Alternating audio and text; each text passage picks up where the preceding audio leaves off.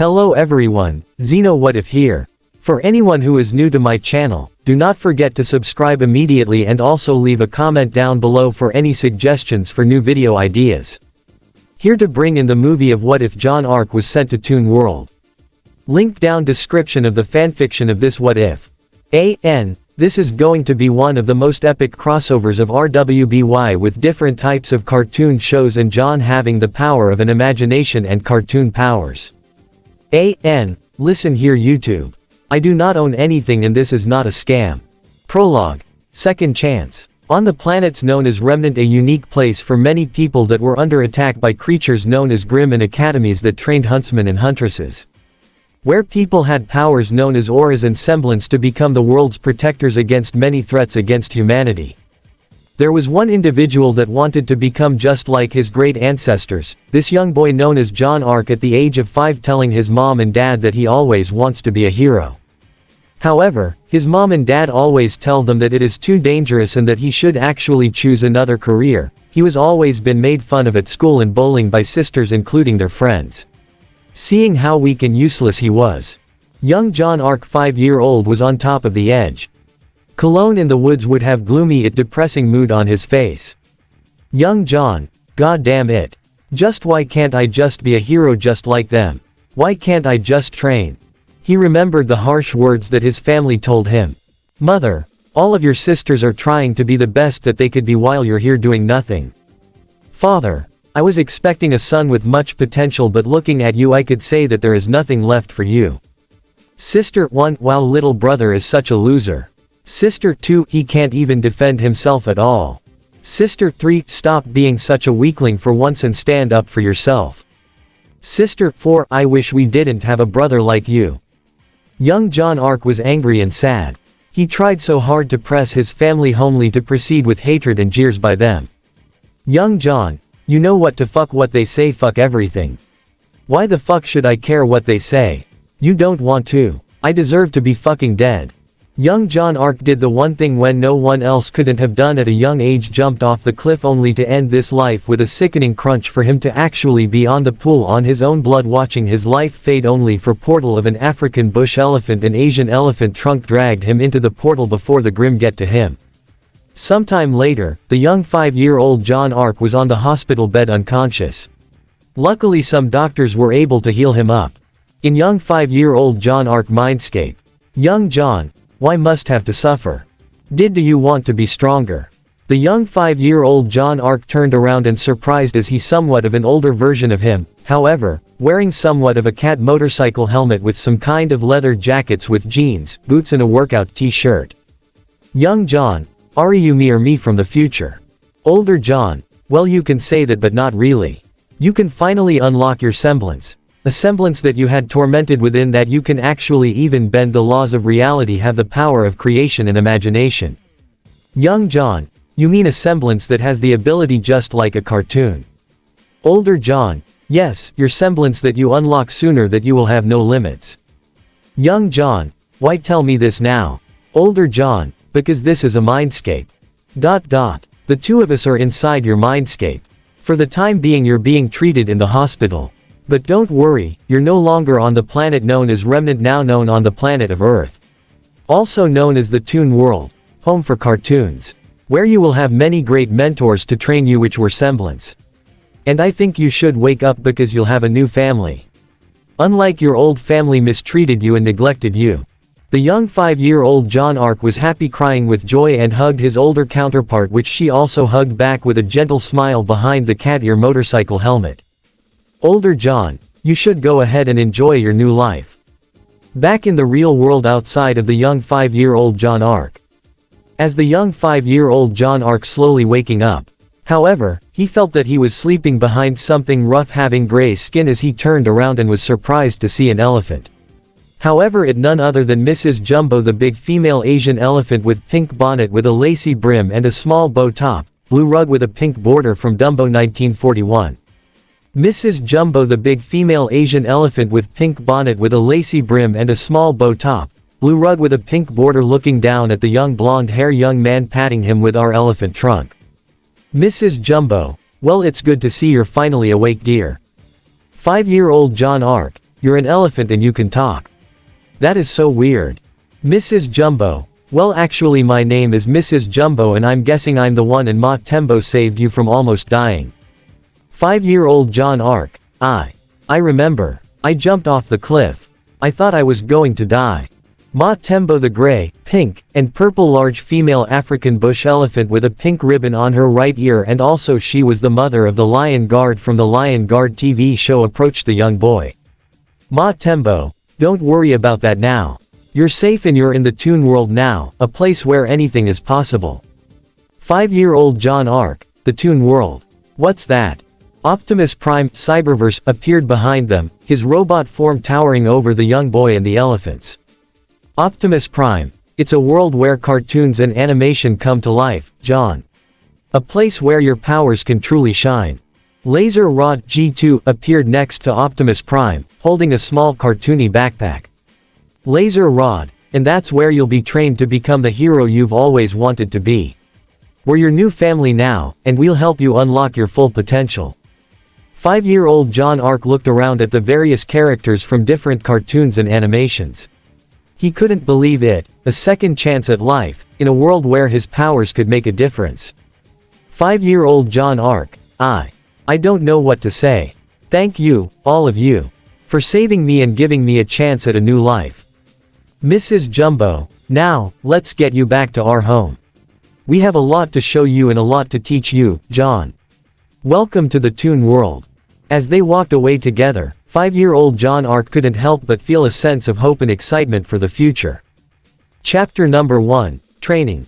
In the toon universe, Jaune Arc, now at the age of 7, was able to unlock a semblance anything like a cartoon could do, bending reality and having immortality, meaning hurting or getting hit but a face will actually do nothing. However, he was able to train alongside cartoon protagonists such as Jimmy Neutron, Dexter from Dexter's Laboratory, Johnny from Johnny Test, SpongeBob from SpongeBob SquarePants, the Crystal Gems from Steven Universe, the Teenage Mutant Ninja Turtles from Teenage Mutant Ninja Turtle 2012, Mario and Luigi from the Super Mario Bros. Super Show, Ultramarines from Secret Level, the Titans from Teen Titans 2003, the Autobots from G1, Armada, and Cyberverse were able to trade him using his new abilities such as manifesting powers like creating his own doodles, breaking the laws of physics as well, and learning more about his semblance. As John Toon continued his training with his new friends and family, he grew stronger each day. He learned to harness his powers, creating constructs from his imagination and manipulating the world around him in ways he never thought possible. One day, while training with the Teenage Mutant Ninja Turtles, they decided to take a break and enjoy some pizza. As they ate, they talked about their goals and what they wanted to achieve in the toon world. Raphael. So, John, what do you want to do with your new powers? Become a vigilante like us. John Toon nods. Yeah, I want to help people and protect the innocent. But I also want to do things my way, not have someone tell me what to do. Michelangelo. We get that. That's why we became vigilantes in the first place. We wanted to make a difference without anyone telling us what to do. Donatello. And with your powers, you can do so much more than just fight crime. You can create solutions to problems that no one else could even imagine.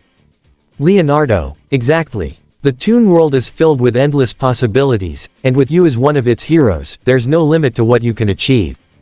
John Toon. Smiling. Thanks, guys. I'm glad I have friends like you to help me through this.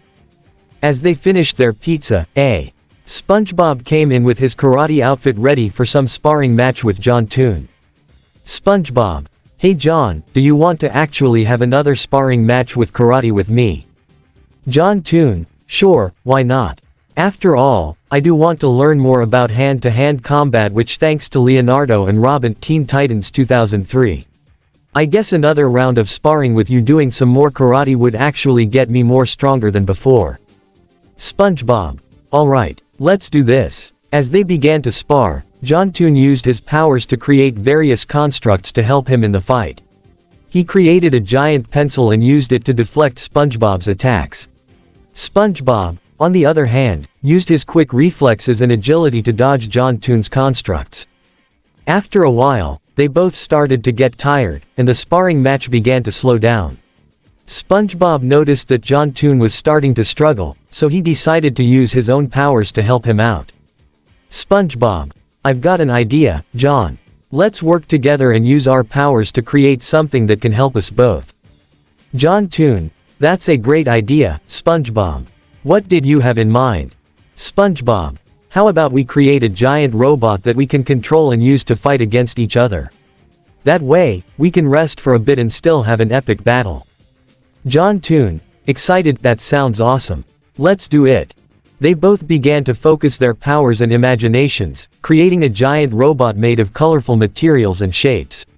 They each stepped inside the robot, one in each leg, ready for battle.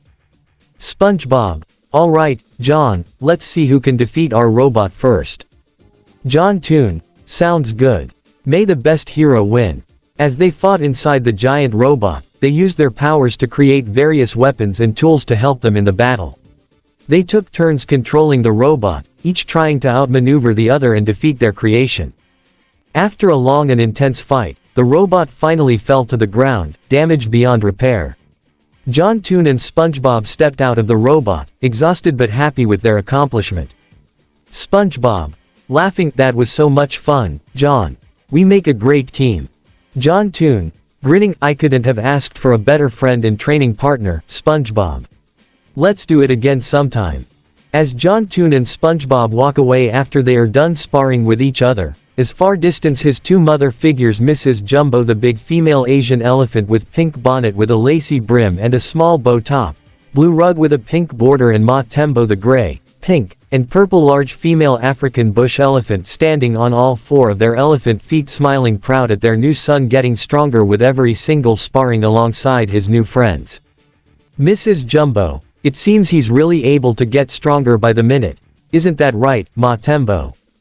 Ma Tembo, yeah, he really has the potential of what it really means to be a hero. John Toon, smiling, thanks, guys. I'm glad I have friends like you to help me through this. As they finished their pizza, SpongeBob came in with his karate outfit ready for some sparring match with John Toon. SpongeBob, hey John, do you want to actually have another sparring match with karate with me? John Toon, sure, why not? After all, I do want to learn more about hand-to-hand combat, which thanks to Leonardo and Robin, Teen Titans 2003. I guess another round of sparring with you doing some more karate would actually get me more stronger than before. SpongeBob, alright, let's do this. As they began to spar, John Toon used his powers to create various constructs to help him in the fight. He created a giant pencil and used it to deflect SpongeBob's attacks. SpongeBob, on the other hand, used his quick reflexes and agility to dodge John Toon's constructs. After a while, they both started to get tired, and the sparring match began to slow down. SpongeBob noticed that John Toon was starting to struggle, so he decided to use his own powers to help him out. SpongeBob, I've got an idea, John. Let's work together and use our powers to create something that can help us both. John Toon, that's a great idea, SpongeBob. What did you have in mind? SpongeBob, how about we create a giant robot that we can control and use to fight against each other? That way, we can rest for a bit and still have an epic battle. John Toon, excited, that sounds awesome. Let's do it.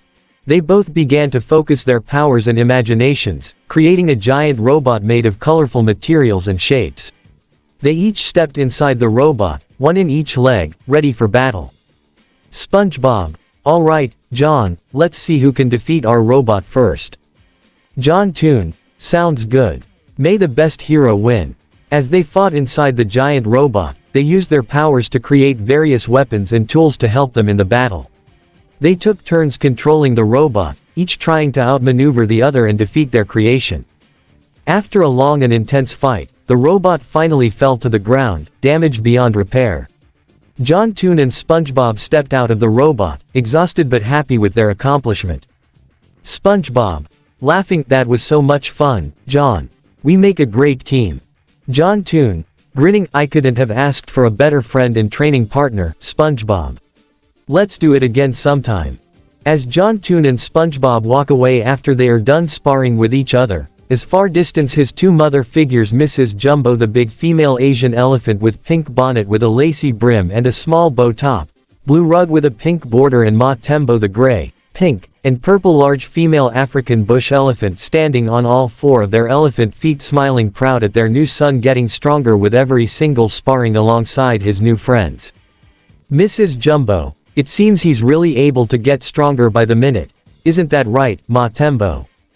Ma Tembo, yeah, he really has the potential of what it really means to be a hero.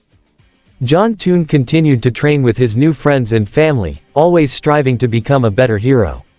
He learned that teamwork and friendship were just as important as his powers, and he cherished the relationships he had formed in the Toon world. As he grew older, John Toon became more confident in his abilities and his decision to become a vigilante. He knew that he had a long journey ahead of him, but he was ready to face any challenge that came his way. One day, while out on a patrol, John Toon heard a cry for help. He rushed to the source of the noise and found a group of innocent characters being harassed by a bully from the Nickelodeon universe. The bully was pushing the characters around and stealing their belongings, and they were too scared to fight back. John Toon stepped in, his eyes glowing with determination. John Toon, shouting, "That's enough. Leave them alone, you bully." The bully turned to face him, smirking. John Toon used his powers to create a variety of constructs, including a giant pencil and an eraser, to fight against the bully. After a tough battle, John Toon managed to defeat the bully and save the day. The characters he had saved thanked him, and he smiled, knowing that he had made a difference. As he walked away, he thought about how far he had come since his arrival in the Toon world. He was no longer the weak, bullied boy he once was. He was now a hero, ready to face any challenge that came his way. Chapter number 2, Gotham and Two Bats. In Toon Universe. Location, UK, Gotham City. At highway bridge connecting to the city of Gotham, John Toon inside passenger seat of the vehicle form Hotrod, Cyberverse, in vehicle form. John Toon heard about another group of heroes that had powers, otters that don't have powers but use their skills and talents to take down their opponents. John Toon, curious, so, who are these other heroes that I've heard about? Hotrod, Cyberverse, smirking, you mean the dynamic duo. Batman and Robin, also known as the Dark Knight and the Boy Wonder. John Toon, nods, yeah, them. What's their deal? Bumblebee, Cyberverse, and vehicle form following up Hotrod, Cyberverse, close behind a few seconds away from the main highway that led to Gotham City.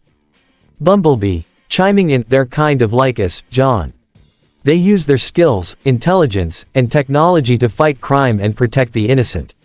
They don't have any superpowers, but they make up for it with their dedication and determination. Hotrod, grinning, and they're pretty good at what they do, too. They've taken down some pretty tough criminals over the years. As they entered Gotham City, the landscape changed from the bright colors and cheerful atmosphere of the Toon world to the dark, gritty streets of the city. The buildings were tall and gloomy, and the air felt heavy with the weight of crime and corruption. John Toon, nervously, so, where are we meeting them? Bumblebee, pointing, there, at the Wayne Enterprises building. They said to meet them in the parking garage. As they drove through the city streets, John Toon couldn't help but feel a sense of unease. The city was so different from the Toon world. However, the sun explosion happening somewhere in the distance as they decide to investigate it. Location, Gotham City, Downtown District. A group of clown-like goons alongside a certain two-clown prince of crime known as Joker, from Batman, the Brave and the Bold, and Joker, from Justice League Action. Joker, from Batman, the Brave and the Bold, you know what I like about this. Two of me robbing the banks causing double the trouble. Joker, from Justice League Action, I know it is so perfect for having such good-looking faces to scare the people of Gotham City. Batman, from Batman, the Brave and the Bold, and Robin, from Batman, the Brave and the Bold quickly approach the Joker duo from behind. Batman, from Batman, the Brave and the Bold, grinning, looks like your little plan here is about to hit a roadblock, Joker. Robin, from Batman, the Brave and the Bold, smirking, yeah, you two are about to become fish food. Batman, from Justice League Action, and Robin, from Justice League Action, appear behind the clown-like goons. Batman, from Justice League Action, looks like we got here just in time. You guys ready to take down these criminals? Robin, from Justice League Action, nodding, you know it. Let's show them what we're made of. John Toon, Bumblebee, Hot Rod, and the other heroes from the Toon world watched the dynamic duo in action, taking down the clown-like goons with ease. They were impressed by their skills and determination. As the battle came to an end, Batman from Batman, the Brave and the Bold, and Robin from Batman, the Brave and the Bold turned to face the new arrivals. Batman from Batman, the Brave and the Bold nodding, "Hello there. We're Batman and Robin. Who are you?" John Toon stepped forward, introducing himself and his friends. John Toon, smiling, "I'm John Toon, and these are my friends Bumblebee, Hot Rod, and the others. We're from the Toon world, and we heard about your work here in Gotham City." Batman from Batman, the Brave and the Bold, smirking, "Well, John Toon, it seems like we have a lot in common.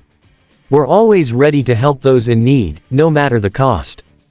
Robin from Batman, the Brave and the Bold, grinning, "Yeah, we like to think of ourselves as the Dark Knights and Boy Wonders of Gotham City." John Toon nods, "I like that. We should team up sometime and take on some criminals together." Batman from Justice League Action and Robin from Justice League Action nodded in agreement. Batman from Justice League Action, smiling, "We'd be happy to have you and your friends join us in our fight against crime. Gotham City could always use an extra set of hands." As the heroes from the Toon world and the dynamic duo began to discuss their plans for the future, John Toon felt a sense of pride and excitement. He knew that this was the beginning of a new adventure, and he was ready to face whatever challenges came his way, with his new friends and allies by his side. And so, the dynamic duo and the heroes from the Toon world joined forces, determined to make Gotham City a safer place for all its inhabitants. They knew that their journey would be filled with danger and uncertainty, but they were ready to face it head-on, united in their mission to protect the innocent and bring justice to those who deserved it. The sun set on Gotham City that day, but the heroes' work was just beginning. Chapter number 3, New Father Figure. In Toon Universe. Location, Gotham City, Wayne Mansion. John Toon was actually inside of the millionaire Bruce Wayne's mansion, was amazed by it. He could have think about as Bruce Wayne was a better father compared to his old father Nicholas Arc, who only neglected him and not even caring for him, and only for his sisters were way more successful. John Toon was at the dining table area of the mansion enjoying some great meal. Unlike his past life, was all sitting alongside his new family of Richard, John, Dick Grayson, Teen Titan 2003, Bruce Wayne, Batman, the Brave and the Bold, and Barbara Gordon, Batman, the Brave and the Bold, were also joining a meal as well. Richard, John, Dick Grayson, Teen Titan 2003, "So John, how are you liking your new life of the Toon world?" John Toon, "It's way more better than my old life. My own family doesn't care for me even if I am dead, but still I'm happy to have a new family." Barbara Gordon, Batman, the Brave and the Bold, "I know, seriously, your own family is like the most toxic kind. They don't act like much of a proper family. Just these people who are cleansed are all so harsh. Only the strong lives and the weak dies. That's more like some kind of caste system if you ask me." Richard, John, Dick Grayson, Teen Titan 2003, "No kidding, they almost act like a bunch of fascists. Just don't care for anyone else but themselves, only care for money and power." John Toon, "To be honest, if it was a world-ending threat like Darkseid ended up on Remnant, I would bet that they would end up dead by the so-called ruler of Apocalypse." Bruce Wayne, Batman, the Brave and the Bold, "That's a valid concern, John. It's good that you've found a better family here in the Toon world. We'll do our best to support you and help you navigate this new life." Barbara Gordon, Batman, the Brave and the Bold, "And don't worry, we'll make sure to keep an eye out for any world-ending threats. Gotham City has faced its share of villains, and we're always ready to take them on." Richard, John, Dick Grayson, Teen Titan 2003, "Yeah, with the help of our friends from the Toon world, we can face any challenge that comes our way. Together, we're stronger than any villain or threat." John Toon, "What I have to admit is you as the Batman without any powers amongst other group of heroes defending not just Earth but the universe itself from many different kinds of threats. No wonder the Justice League and the Teen Titans are one of the world's greatest heroes, better than the Huntsman from Remnant." Bruce Wayne, Batman, the Brave and the Bold, "Well, luckily thanks to Flash he was able to look across Remnant, singing how corrupted the system of this so-called heroes." John Toon, stopping midway of eating his food, almost chunk but also drink water, having a shock look on his face. John Toon, "Wait, you're able to visit Remnant?" Bruce Wayne, Batman, The Brave and the Bold. Yes, don't forget we are the Justice League, could access to interdimensional technology.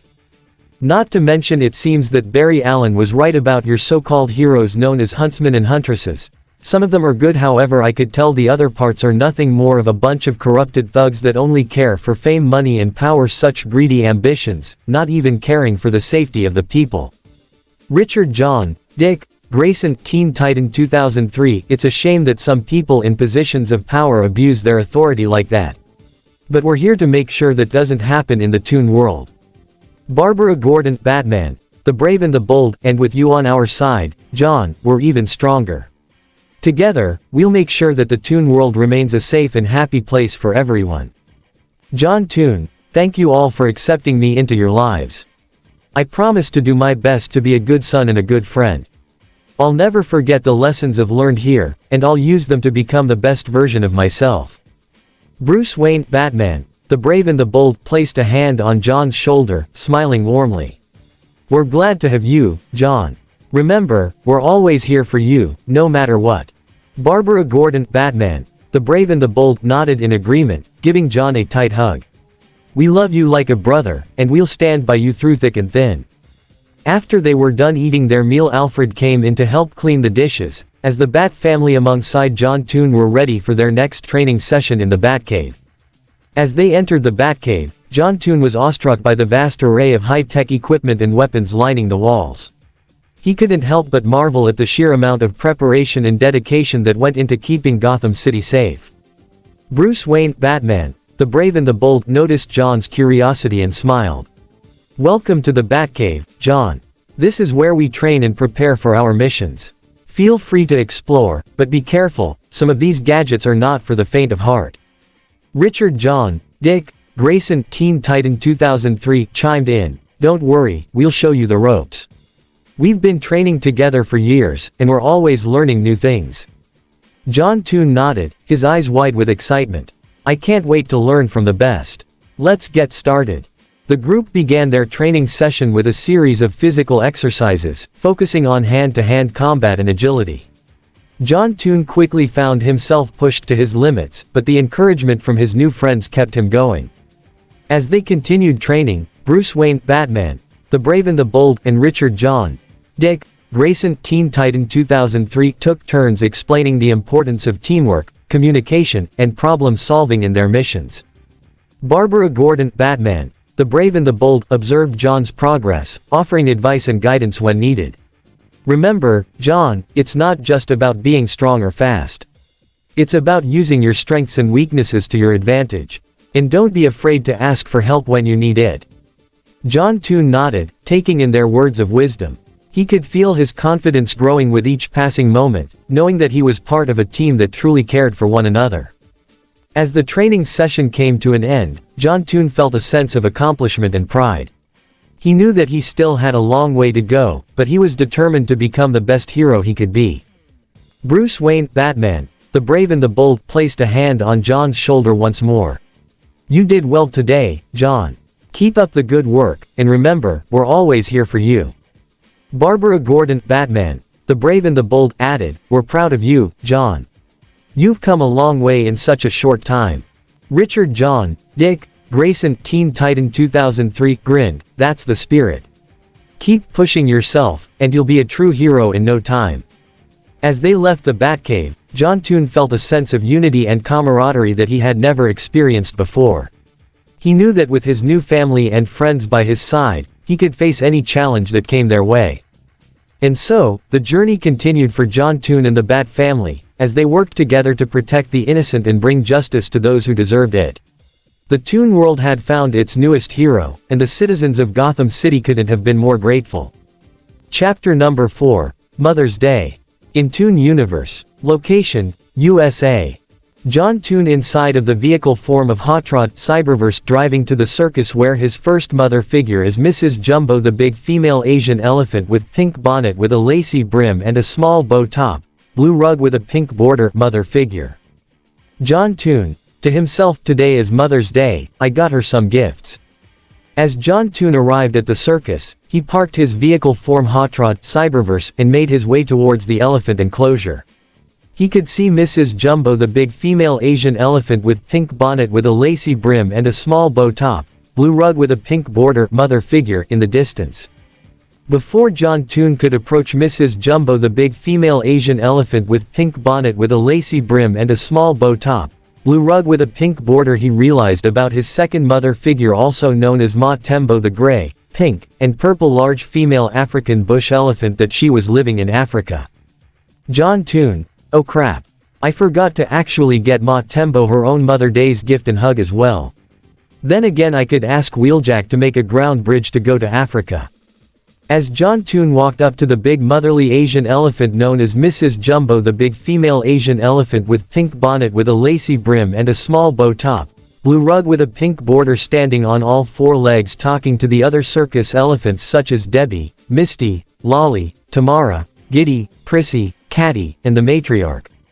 John Toon approached Mrs. Jumbo and the other circus elephants, who were all engaged in conversation. He decided to wait patiently for a moment when it would be appropriate to greet his mother figure. As the conversation among the elephants ended, Mrs. Jumbo turned to see John Toon standing nearby. She immediately recognized him and her face lit up with joy. Mrs. Jumbo, smiling, "John, my dear. You're here. I'm so glad to see you. Is everything all right?" John Toon, smiling, "Yes, Mrs. Jumbo, everything is fine. I just wanted to come here today to celebrate Mother's Day with you and to tell you how much I appreciate having you as my mother figure." Mrs. Jumbo, blushing, "Oh, John, that's so sweet of you.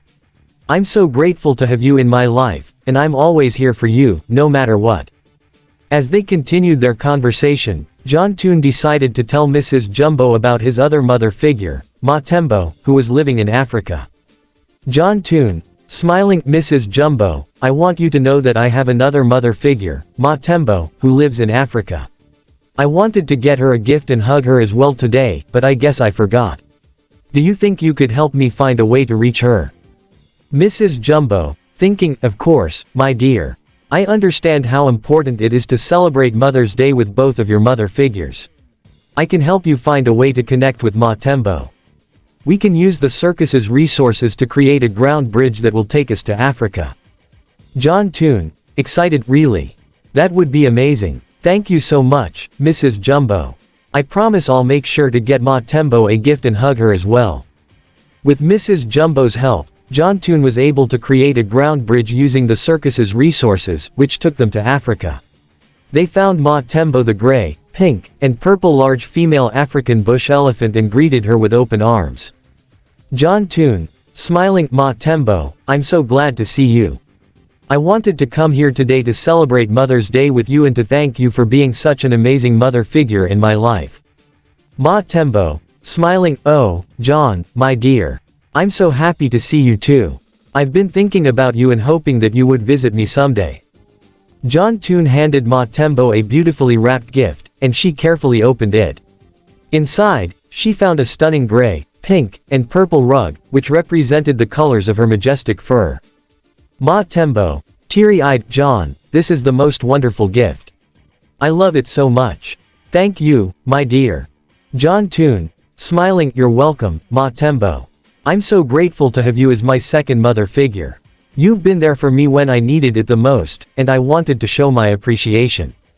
As they spent the rest of the day celebrating Mother's Day together, John Toon felt a deep sense of love and gratitude for both of his mother figures.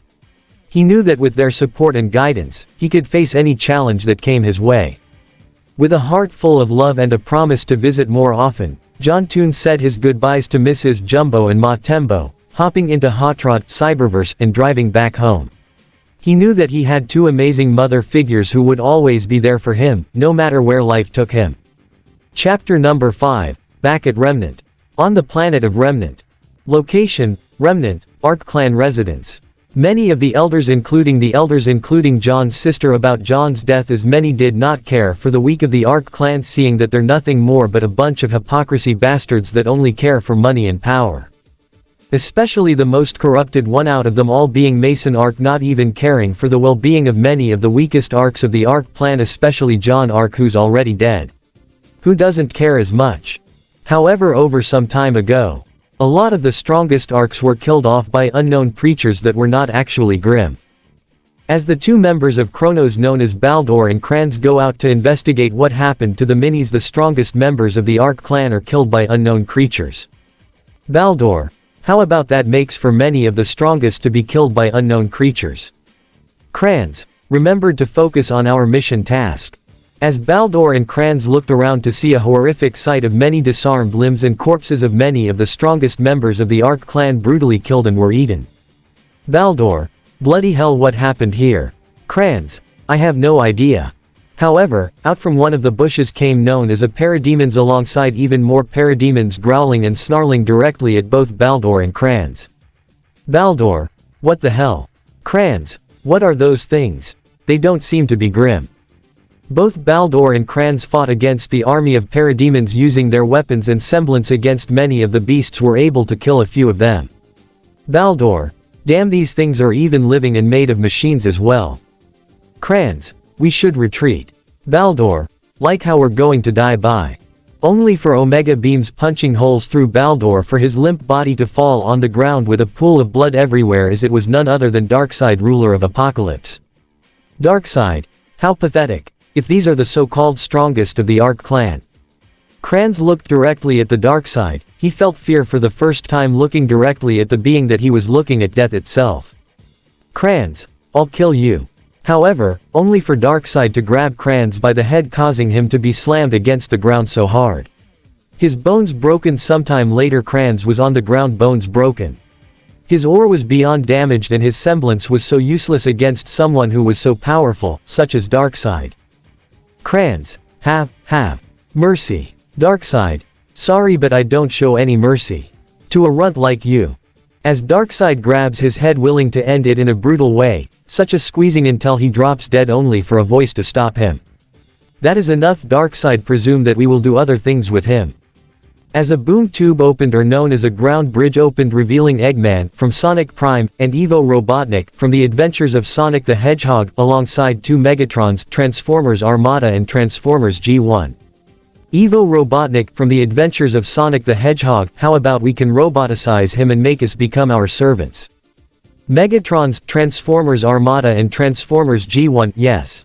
Eggman from Sonic Prime and Evo Robotnik from the Adventures of Sonic the Hedgehog, creating a device thanks to the Kia Vector Stigma, was able to activate the ray, shooting it directly at Kranz, cause him to scream in agony, his bones place with mechanical parts as he was no longer human, now roboticized into a cyber trillion techno machine with motorcycle parts, now known as Thrust of Viacon. Megatron's Transformers Armada, perfection at its finest. As many of the members of Kronos, some of them were brutally killed by the army of the villains from the cartoon world, while some were roboticized by Eggman and Robotnik's new device, no longer human. John's sisters' pride were shattered. Some of them lost their arms. Others brutally crippled, while some of his sisters were roboticized. Jane and Julia seen the carnage and destruction happening in front of them, that this was a threat even they couldn't even handle. They felt so weak and helpless for the first time, and what they felt for the first time was as if God was judging them for their own arrogance and selfishness. Jane, my God. Julia, this is a nightmare. Jane, we have to leave now. It is useless. We have lost. As Jane and Julia fleeing away from the ruins of the Arc clan facility, now no longer shining the symbol of brightness, now in despair and darkness. Mason, losing an arm, was completely battered on the ground. He glared directly at Darkseid, still having some pride within him, not trying to be some weakling. Will die with honor or die like a retard. Mason, I am not going down. I'll kill you if it's the last thing I do. Evo Robotnik and his hovering mobile watched from below. Evo Robotnik, my, how the tables have turned. You think you act all superiority at the moment a dangerous threat like us appeared. Look around you, everything you work so hard to build. Destroyed in a snap of a finger. Thanks to our combined might. Mason, I'll kill you. I'll kill every single one of you. The world will see how strong I really am. Dr. Eggman, even in his own separate flying mobile, watched, having a disappointed look at the arrogance of Mason Arc. Dr. Eggman, wow, I cannot tell if I should feel happy, proud, or perhaps either sad about your so-called ego clouding your own judgment. Look around you. Our army of technological superiority, you are nothing compared to us. Trust we have destroyed your complex of these so-called warriors built by the so-called corruption you created. Mason, shut the hell up. I will defeat you, only for Darkseid to 1. Punch him through the chest. Killing Mason Arc once and for all as his lifeless body drops down to the ground as Darkseid holds Mason's heart and crushes it. Eggman from Sonic Prime and Evo Robotnik from the Adventures of Sonic the Hedgehog, and here I thought that Blue Hedgehog was annoying, but it seems someone's arrogant and so far up his ass. Darkseid. Now that begin to transport many of the other villains, considering out that this will be our new base of operation, for is now known as the Nemesis League. Megatron Transformers G1, I like the way you think. Megatron Transformers Armada, let us commence with the operation of building this our new base of operation. Few days pass by. Once the ruins of Arc Clan complex now transformed into an incredible advanced technologic city that could even make Atlas nothing more than useless technologies such as from Cybertronian, Eggman Empire, Emperor Zurg, Syndrome Tech, Boxmore Tech and Eugene, Bling Bling Boy, Hamilton Tech. As many of the members of Nemesis Legion now became part of the new city called Neo Icon Nexus. Chapter number 6, back at Remnant Part 2. On the planet of Remnant. As a group of unknown criminals, some having superpowers while others were able to take down many of the most strongest huntsmen and huntresses, showing true fear which caused many of the 4 kingdoms to be concerned about these unknown individuals. Location, Remnant, City of Vale. Somewhere in the city of Vale, a burger restaurant shop owned by a famous chef by the name of Papa Louie. Inside of a restaurant of Burgeria, one of the greatest restaurants, as John Toon is his John Toon flipping burger patties alongside 2 waiter bots known as Alpha Number 1 and Alpha Number 2 serving customers from both Remnant and Toon World. Alongside another fry cook of a certain square sea sponge by the name of SpongeBob, which was rather bizarring to see an actual sea sponge cooking burgers, which is rather amazing and weird. It was another day at the burger joint of Burgeria. In the kitchen, John Toon, John, and SpongeBob flipping burgers and also putting the special ingredients for mouth-watering burgers for the customers. And just looked at the doors open for restaurant or certain team known as Team RWBY. Ruby. Wow. This place is amazing. Young. I never expected them to actually build a new burger joint. As one of the waitress spots approached him to their surprise and wise. Alpha Number 1. Greetings fellow customer, how may I serve you today? Weiss, but any chance for you built by Atlas? Alpha Number 1. That is affirmative, however, I was rusting away alongside Alpha 2. Abandoned by Atlas and left in a scrapyard until this young man by the name of John Toon was able to rescue both of us and rebuild us as waiter bots. Weiss, that is rather interesting. Combats robots to be turned into waiter bots. Seems a really aesthetic talents for robotics. Young, are you jealous that someone's better at robotics compared to you? Weiss, of course not you, dolt. Blake, you said his name was John. Atlas Number 1, I think you might have mistaken him for someone else. You see his name is spelled as in John. I guess Sake Boy's name must have confused. You saw his name and that other person's name you're talking about does sound identical. Ruby, well, if that's the case, I guess we should order something to eat. What do you guys want? Young, I'll have the grilled cheese, please. Weiss, I'll have the bacon deluxe. Blake, I'll have the spicy barbecue burger. Atlas Number 1, I'll have the mushroom melt. Alpha Number 1, typing on the register, alright, that's 1 grilled cheese, 1 bacon deluxe, 1 spicy barbecue burger, and 1 mushroom melt. That'll be $15.50, please. As John Toon and SpongeBob were cooking orders for Team RWBY, it only took a few seconds to make sure that the food was 100% ready and to be served at the table where Team RWBY was sitting at. John Toon, John, now where is your food, ladies? I hope you enjoyed. Young, well, aren't you kind of a ladies? That would be a gentleman as well.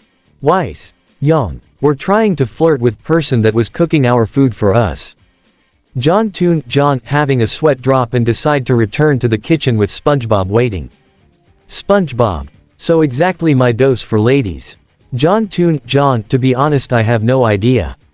Probably a team of huntsmen and huntresses. Back with Team RWBY entered, their expression serious. Ruby, we heard about the threats in Vale. Young, No kidding, not to mention someone else, other criminals that have incredible high-tech weaponry that could even make an atlas look like a joke. Weiss, I know talk about these people have incredible super genius with them. Blake, well it looks like somebody might be outsmarting Atlas. Weiss, hey, Young, not to mention, one of the criminals were able to kill Huntsman, disintegrating his body permanently. As if the weapons they have don't powered by dust itself, almost if they were using an alternate energy source. Weiss, but that's impossible. What kind of energy source would be that powerful to kill Huntsman even with aura and semblance? Blake, I don't know, but they seem to be way more dangerous than Torchwick. After Team RWBY were done with our meal and also leaving some money for the meal leaving the restaurant, John Toon realizes that he's going to have to do his vigilante stuff in the shadows without anyone else realizing. Chapter 7, The Sketchy Savior. Location, City of Vale, Secret Vigilante HQ. Deep beneath an abandoned harbor, a fortress of impossible technology hummed with activity. Monitors from a dozen worlds displayed data streams, security feeds, and threat assessments. This was the nerve center of Remnant's newest, and most unconventional, protectors. At the central console stood John Toon, no longer a cook or a cheerful youth. Clad in his vigilante suit, a sleek, white and gold ensemble that blended KND tech, Bat-style intimidation, and cartoonish flair, he was the sketchy savior. His mask, shaped like a minimalist artist's smudge guard, hid his identity but couldn't hide the intensity in his eyes. His allies, a who's who of cartoon heroism, worked around him. The Teen Titans monitored communications, the Ninja Turtles calibrated weapons, and the Autobot rescue team managed logistics and long-range sensors. Red alert G1, sketchy. We have a problem. It's not one of ours. John Toon, sketchy savior, without looking up from a map of Vale's highway system, define, problem, red alert. Red alert G1, local huntsman. Team RWBY and 2 additional units identified as Sun Wukong and Neptune Vasilias. They are in pursuit of a high-value target, Roman Torchwick, who is piloting an Atlas Paladin 290 mech. Prowl G1, their pursuit vector is highly illogical. They are herding him directly onto the Central Vale Highway during peak traffic hours. Civilian casualty probability is escalating to 94%. John's head snapped up. On the main monitor, he saw the reckless chase. Ruby's rose petals, Yang's shots, Blake's shadows, they were all focused on Torchwick, oblivious to the panicked civilians swerving to avoid them. John Toon, sketchy savior, voice cold, cutting through the chaos of the HQ. Those idiots are going to get people killed. All units, move out. Rescue Protocol Alpha. Cyborg, I need that mech disabled, now. The response was instantaneous. The base erupted into a flurry of motion. Location, Central Vale Highway. Chaos. Tires screeched as cars swerved to avoid the lumbering paladin and the flurry of hunters in training. Roman laughed maniacally over the mech's external speakers, firing wildly and using civilian vehicles as cover. Roman Torchwick. Over speaker, try and keep up, Little Red. I'd hate for you to miss the show. Ruby Rose, we have to stop him. Weiss Schnee, without causing a pile-up. Think, Ruby. They weren't thinking. They were reacting. Suddenly, the situation changed. A yellow and red fire truck and an ambulance, Inferno and Ratchet, roared onto the highway, transforming in a blaze of light and mechanical precision. Their massive forms began expertly herding civilians to safety, creating a protective cordon. Prowl and Red Alert joined them, their sirens clearing a path, using their own bodies as shields against stray fire. Cyborg, Teen Titans, leaping from a rooftop, he landed on the Paladin's back. Booyah! Time for a system reboot. He jammed a device into the mech's neck port, sending a powerful virus into its systems. The Paladin seized up, its joints locking, and it stumbled off the elevated highway, crashing into a vacant construction site below with a deafening crunch. Before Roman could even unbuckle himself, a figure dropped silently into the cockpit behind him. It was the sketchy savior. Sketchy savior, the show's over, Torchwick. In a blur of motion, John disarmed Roman. Neapolitan materialized from the shadows, her umbrella aimed for his throat.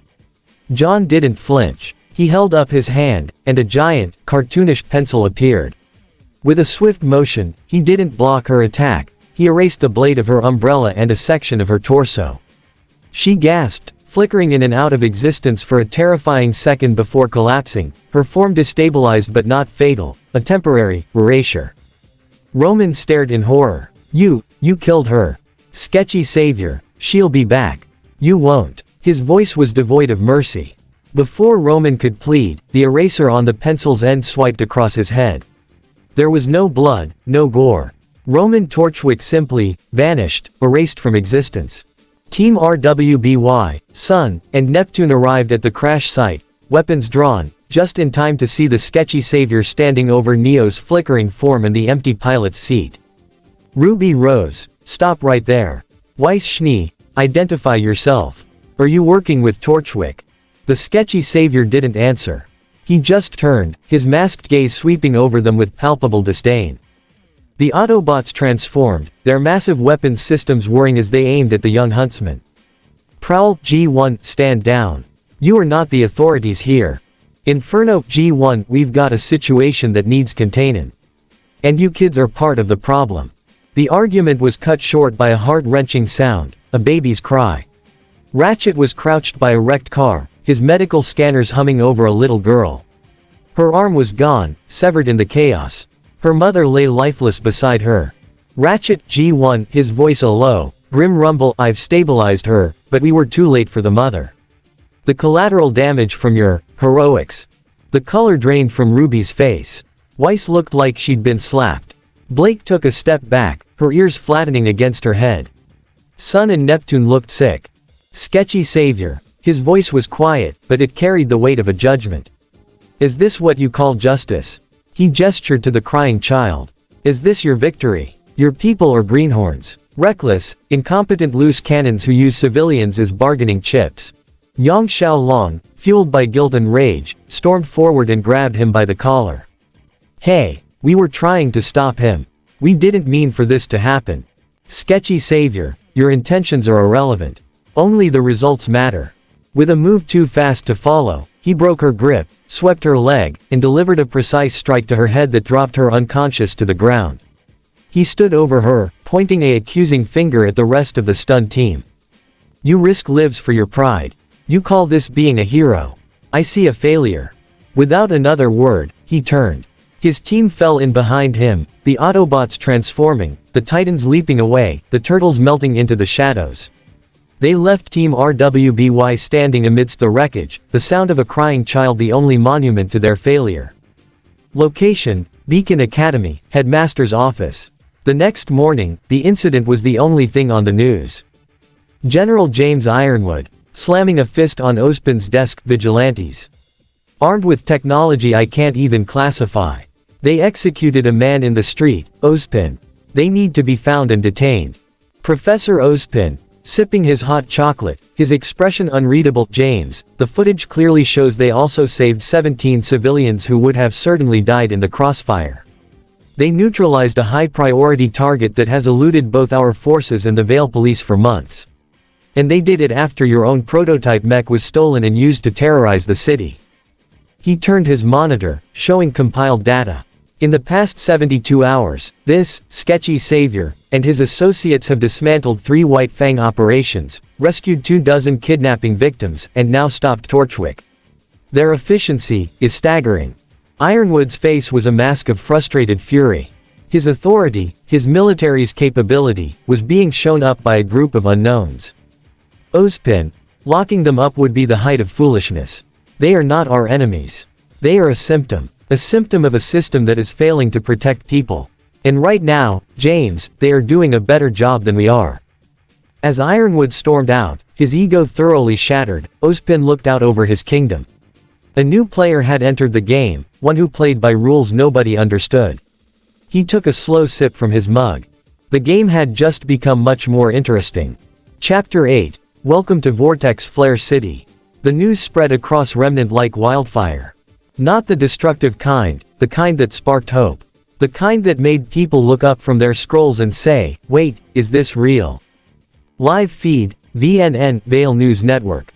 Lisa Lavender, her usually composed demeanor cracked with genuine astonishment. We are receiving unprecedented footage from the eastern coast of Sanis, where an entirely new metropolitan area has appeared. Overnight. Our sources indicate this is not a grim attack, not a natural disaster, but construction. Deliberate, organized, and impossibly fast. The screen cut to aerial footage. What viewers saw stole their breath. A city rose from the coastline, gleaming towers that seemed to defy physics, their surfaces shimmering with energy fields that shifted colors like soap bubbles in sunlight. Roads weren't paved, they flowed like liquid silver, carrying vehicles that hovered without dust or noise. Parks spiraled upward into the sky, connected by transparent tubes where citizens, human and faunus alike, walked without fear. Lisa Lavender, this is Vortex Flare City. And according to public statements released hours ago, it is the new home base of the vigilante known as the Sketchy Savior. The broadcast cut to a press conference. Not a podium with microphones and nervous officials, but a holographic projection of Optimus Prime, his blue optics calm and commanding. Optimus Prime, Cyberverse, Vortex Flare is not a kingdom. It is not an academy. It is a sanctuary. A place where those who wish to protect others can learn, grow, and act, without the bureaucracy that so often hinders true heroism. A reporter shouted from off-camera, "Is this a challenge to the Huntsman Academies?" Optimus Prime, Cyberverse, it is an alternative. Choice is freedom. And freedom is the right of all sentient beings. The architecture of hope. Vortex Flare City wasn't built, it was imagined. John Toon, working alongside the combined genius of Dexter, Jimmy Neutron, Donatello, Wheeljack, both G1 and Cyberverse, and a small army of Wally units, had drawn the city into existence. The energy grid. Quantum siphon towers absorbed ambient energy from the planet's electromagnetic field. Solar panels the size of city blocks tracked the sun with perfect efficiency. And at the city's heart, a repurposed Cybertronian power core, donated by Optimus Prime himself, provided backup energy that could run the entire metropolis for a century. The defenses. Batman, the Brave and the Bold, had designed the perimeter security system. The Lunatics had integrated their hypersonic detection arrays. The Justice League Action Division had contributed a planetary shield generator that could withstand a direct hit from a crashing moon. The Wilderness District. Ma Tembo and Mrs. Jumbo had personally overseen the creation of a vast nature preserve, rolling savannas, dense jungles, crystal-clear rivers, where the animals of the Lion Guard, the Jungle Book, and other displaced creatures could live without fear of Grimm or poachers. The Robotics Facility. Dr. Light and Mega Man ran the Robotics Division, churning out labor units that helped maintain the city. But these weren't slaves or servants. Each robot was treated as a citizen, with rights and autonomy. Stitch, now fully integrated into Earth culture, served as the facility's Chaos Coordinator, a title he had given himself. The Training Grounds. Sonic the Hedgehog had designed the speed courses. Pac-Man and the Ghostly Adventures crew had built the maze-based tactical simulators. Cuphead and Mugman had volunteered there, run and gun, obstacle courses, which were, by all accounts, absolutely insane. Steve from Minecraft had constructed a holographic terrain generator that could simulate any environment, from volcanic wastelands to deep ocean trenches. And the Incredibles and Big Hero 6 had collaborated on the Hero Ethics Simulator, a virtual reality system that put trainees in impossible moral dilemmas, testing not just their combat skills, but their hearts. Governance. The Council of Vortex Flare was not elected. It was selected, by merit, by wisdom, by demonstrated commitment to protecting others. High Counselor Optimus Prime, Cyberverse Military Strategy and Defense. Counselor Mr. Gar, OKKO, Hero Training and Development. Counselor Superman, Legion of Superheroes, Civilian Safety and Disaster Response. Counselor Ace Bunny, Lunatics Unleashed, Airborne Operations and Rapid Response. Counselor KO, OKKO, Community Outreach and Youth Programs, the youngest counselor in history, appointed at John's insistence. Counselor Mrs. Jumbo, Civilian Advocacy and Social Services. Below them, a rotating assembly of experts from every Toon franchise contributed to daily operations. Batman handled intelligence because of course he did. Jimmy Neutron and Dexter co-chaired the Science Division, which meant the two geniuses spent 80% of their time arguing and 20% of their time inventing miracles. Cosmo and Wanda, the Fairly Oddparents, served as consultants on magical anomalies, which mostly involved Perry explaining to them why they couldn't just wish problems away. Life in Vortex Flare. For the citizens who flocked to the new city, hundreds of thousands in the first week alone, life was different. Better. Freer. Lincoln loud. Walking through the marketplace with his sisters, all of them gaping at floating food stalls and street performers who could actually bend reality. This is nothing like Royal Woods. Lola loud. There's a pony here. A real pony that talks. Princess Celestia's distant cousin, Glimmerhoof. I am not a pony, young lady. I am a certified emotional support ungulate. Now would you like a sparkle hug or a rainbow affirmation? Lola loud. Both. Jenny Wakeman XJ9 patrolling the skies, her rocket boots leaving rainbow contrails best. Assignment. Ever. No one screams when they see me. They wave. Sheldon Lee, from the ground, shouting up at her, that's because you're amazing, Jenny. Jenny Wakeman, blushing, her faceplate cycling through embarrassed emojis. Sheldon, we've talked about this. SpongeBob SquarePants, manning a food cart that served Krabby Patties to an endless line of hungry citizens and tourists. This is the thrill of a lifetime. Well, second to the time I met the Flying Dutchman. But still. Squidward Tentacles, standing beside him, reluctantly serving fries. I can't believe I left Bikini Bottom for this. Patrick Starr, eating fries off the ground. I can't believe I didn't leave Bikini Bottom for this earlier.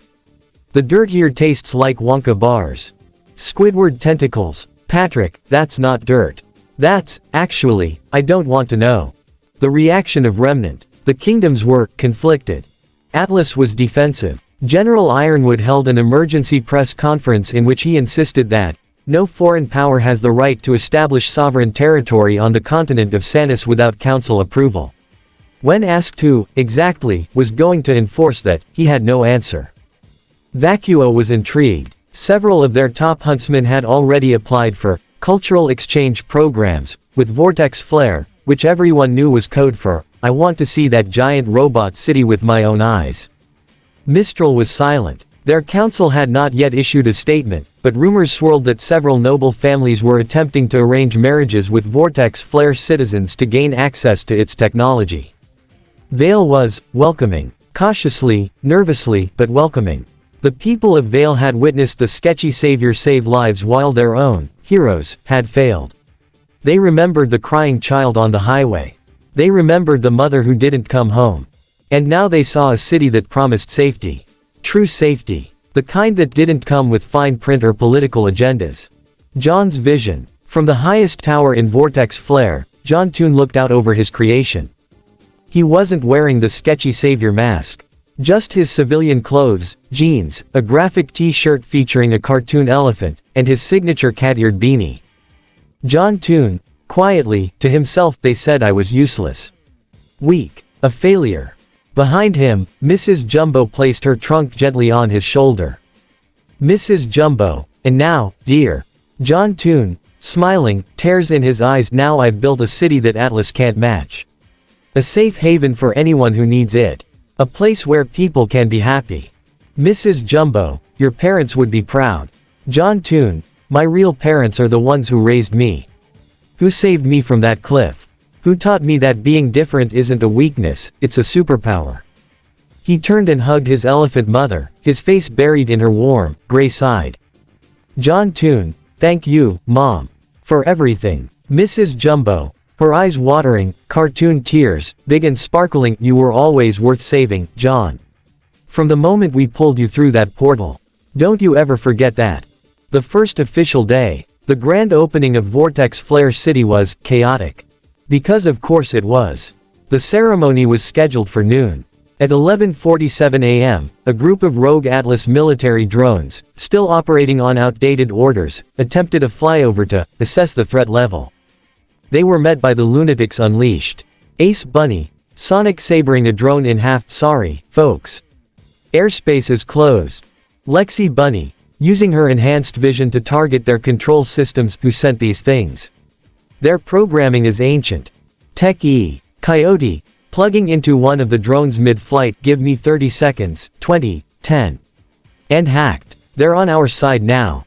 The drones reversed course and flew directly back to their launch point, an Atlas military outpost 300 miles away, where they proceeded to land and project a giant hologram of Bugs Bunny eating a carrot while making sarcastic comments about property boundaries. Bugs Bunny, on the hologram, chewing lazily. What's up, Doc? You boys lost. Because this ain't Atlas. This is private property. And we've got a very big, very shiny fence.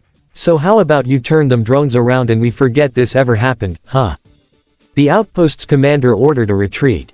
The people of Vortex Flare cheered. The ceremony. At noon, John Toon stood on a stage at the city's central plaza. He wore his sketchy savior mask, not to hide, but to symbolize that anyone could be a hero, regardless of their face. Next to him stood the council. Behind them, the combined might of the Toon World's heroes. And before them, a crowd of thousands, humans, faunus, robots, cartoon characters, and even a few confused Grimm that had wandered too close to the city's perimeter and been aggressively befriended by Steven Universe and his crystal gems. John Toon, sketchy savior, his voice amplified by technology that shouldn't exist. Welcome to Vortex Flare City. The crowd erupted. John Toon, sketchy savior, this city is not a weapon. It is not a political statement. It is a promise. A promise that no child will ever have to jump off a cliff because they felt worthless. A promise that no mother will die on a highway while heroes fight for glory instead of protecting people. A promise that the innocent will have a place to run.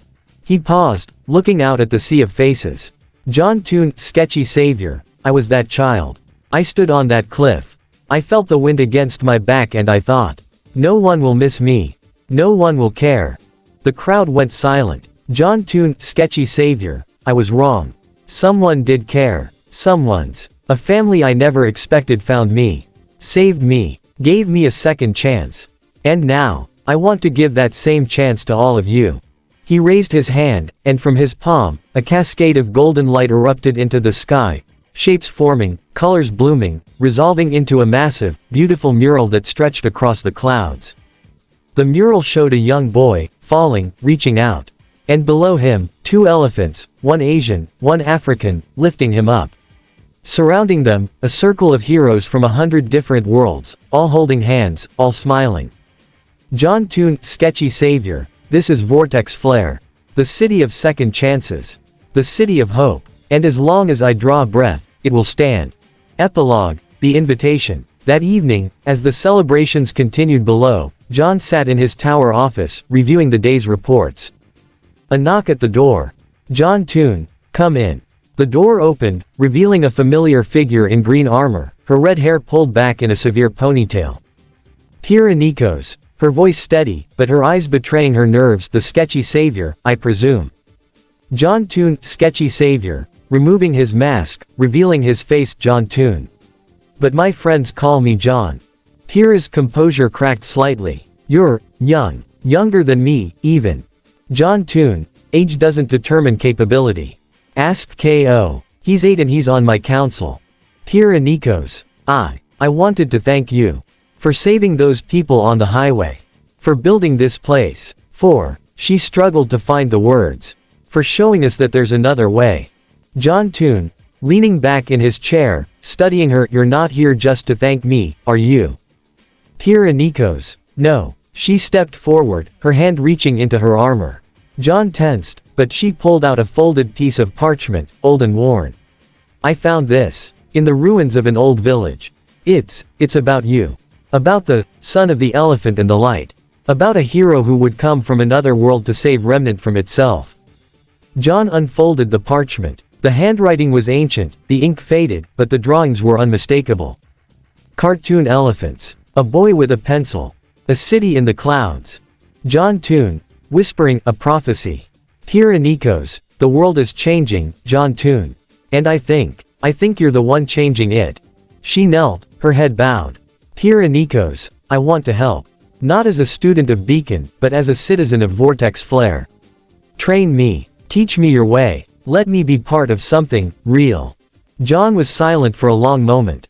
Then he stood, walked around his desk, and offered her his hand. John Toon, welcome to Vortex Flare, Kira Nikos. Your training begins tomorrow. Bring running shoes. And a sense of humor. Kira Nikos, taking his hand, smiling for the first time, I'll try. John Toon, don't try. Do. That's the first lesson. Outside the window, the celebration continued, Fireworks painting the sky, laughter echoing through the streets, and hope, for the first time in years, burning bright. Vortex flare had risen, and Remnant would never be the same. Chapter 9, The Alliance of Evil. Location: Remnant, the Dark Lands, Salem's domain. Time: concurrent with Vortex flare's rise. The Dark Lands were a wound upon Remnant. No sun reached this place. No wind carried the scent of life. The sky was a perpetual bruise of purple and black, lit only by the occasional crackle of lightning that illuminated a landscape of jagged rock, twisted trees, and pools of liquid grim that bubbled and spawned like nightmares given form. At the center of this desolation stood Salem's castle, a spire of black stone that seemed to drink the light around it. And within that castle, the Queen of the Grim was smiling. Salem, seated on her throne of bone and shadow, her pale skin glowing faintly in the darkness. The boy has built a city. How quaint. Around her, her inner circle had grown. No longer just Hazel, Tyrion, Watts, and Cinder. Now, the shadows held far more dangerous figures. Location: Salem's castle, the War Chamber. Time: the night after Vortex Flare's grand opening. The chamber was vast, a circular hall with a map of Remnant carved into the floor, the continents outlined in glowing grim ichor. Around a massive obsidian table, the most dangerous collection of villains ever assembled sat in uneasy alliance. Salem, at the head of the table, her voice silk wrapped around steel. I have waited millennia for an opportunity like this. The kingdoms are divided. The huntsman academies are obsolete. And now, a new power has emerged. One that does not answer to Ozpin. One that does not play by the old rules. She gestured to the figures surrounding her. Darkseid, seated to her right, his red eyes glowing like embers. The boy's city is impressive. For a child's construction, it will fall. Megatron, G1, seated beside Darkseid, his fusion cannon resting on the table. The Autobots have allied themselves with this sketchy savior. That alone makes him our enemy. Megatron, Armada, standing, his arms crossed. His technology is primitive compared to Cybertronian standards. But his defenses, they were designed by Batman. That makes them dangerous. Megatron, Cyberverse, the youngest of the three Megatrons, but no less deadly. I have studied the footage. The boy's powers are anomalous. He does not fight. He creates. We must adapt. Dr. Eggman, Sonic Prime, main video game timeline, stroking his mustache. Anomalous. Please. He's a cartoon character with delusions of grandeur. I've dealt with worse. Far worse. Evo Robotnik, Adventures of Sonic, cartoon, Archie comic timeline, cackling. The boy thinks his imagination makes him invincible. But imagination has limits. Science does not. Lex Luthor, Justice League action, seated with his fingers steepled, his bald head gleaming. You're all focusing on the wrong target. The boy is a symbol. Destroy the symbol, and you create a martyr. We need to destroy his credibility. Make the people of Remnant fear his city. Turn them against him. Syndrome, the Incredibles, floating slightly off the ground, his zero-point energy gloves crackling. Finally, someone with vision. I've been saying this for years. You don't defeat heroes by killing them. You defeat them by making the world realize they're obsolete. Herobrine, Minecraft, a spectral figure with empty white eyes, speaking in a voice that echoed from nowhere and everywhere. The boy's city is built on blocks of light. I have walked the spaces between worlds. I have seen what lurks in the void. He has no idea what he's playing with. The Anti-Fairies, the Fairly Oddparents, led by Auntie Cosmo and Auntie Wanda, their forms twisted parodies of their fairy counterparts. Rules are meant to be broken. Magic is meant to be corrupted. The boys, Toon World friends, think they understand magic. They understand nothing. Queen Cinder, formerly Cinder Fall, now enhanced with Darkseid's Omega energy, her eyes burning with golden fire. I've faced the boys' kind before. Weak, hesitant, afraid to use their full power. I will burn his city to the ground. Tyrion Kalos, twitching, his scorpion tail swaying. Oh, I like her. She has passion. Hazel Reinhardt, silent, massive, his knuckles cracking. The boy is innocent. I don't harm children. Salem, her eyes narrowing. Then you will sit this battle out, Hazel. Watch, learn, or be replaced. Hazel's jaw tightened, but he said nothing. Dr. Arthur Watts, adjusting his mustache, his scroll projecting holographic data. If I may, Your Grace, the boy's city is protected by a planetary shield generator. Breaking it will require either an inside agent or a sustained assault that the kingdoms cannot ignore. Salem, then we shall provide both. She stood, her form seeming to grow as she rose, her shadow stretching across the entire map of Remnant. Salem, the Nemesis League is now part of my inner circle. Darkseid, you will lead the assault on Vortex Flare's outer defenses. Megatrons, you will coordinate the Decepticon fleet. Eggman, Robotnik, you will provide the technological support. Lex Luthor, you will handle the media war. Turn the people of Remnant against their so-called savior. She turned to the anti-fairies. Salem, and you will infiltrate the Toon world. Find the boy's weaknesses, his loved ones. Bring me something I can use against him. Anti-Cosmo bowing mockingly, at your service, your immortal highness. Anti-Wanda cackling, this is going to be fun. Location, the Dark Lands, the War Grounds. Time, 3 days later.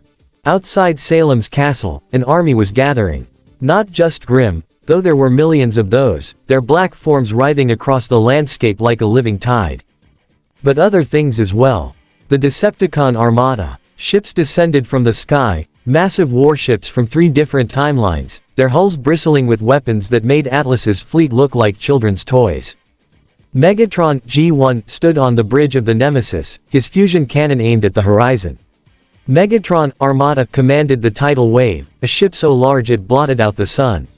Megatron Cyberverse led a swarm of Seekers, Starscream, Thundercracker, Skywarp, their engines screaming as they performed mock strafing runs. The Eggman Empire Fleet. Dr. Eggman's Egg Fleet hovered in formation, massive airships shaped like his own face, each one carrying hundreds of badniks. Beside them, Evo Robotnik's Adventures Era Fleet, more colorful, more chaotic, but no less deadly, drifted lazily, their crews cackling with anticipation. The Parademon Swarms. Darkseid's parademons filled the skies like locusts, their yellow eyes glowing, their claws clicking, their wings beating in sickening unison. They were the fodder, the first wave, designed to overwhelm Vortex Flare's defenses through sheer numbers. The anti-fairy spies. Invisible, intangible, impossible to detect, the anti-fairies slipped through the dimensional barriers, heading for the Toon world. Their mission: find John's family, his friends, his weaknesses. And exploit them. Herobrine's void creatures. From the Minecraft universe came things that should not exist, creatures of void and static, their bodies flickering between dimensions, their eyes empty white. Herobrine led them personally, a ghost in the machine, a nightmare given code. Syndrome's zero-point droids. Sleek, silver, silent, Syndrome's omnidroids floated above the battlefield, their zero-point energy weapons humming. These were the elite units, designed to counter Vortex Flare's heavy hitters.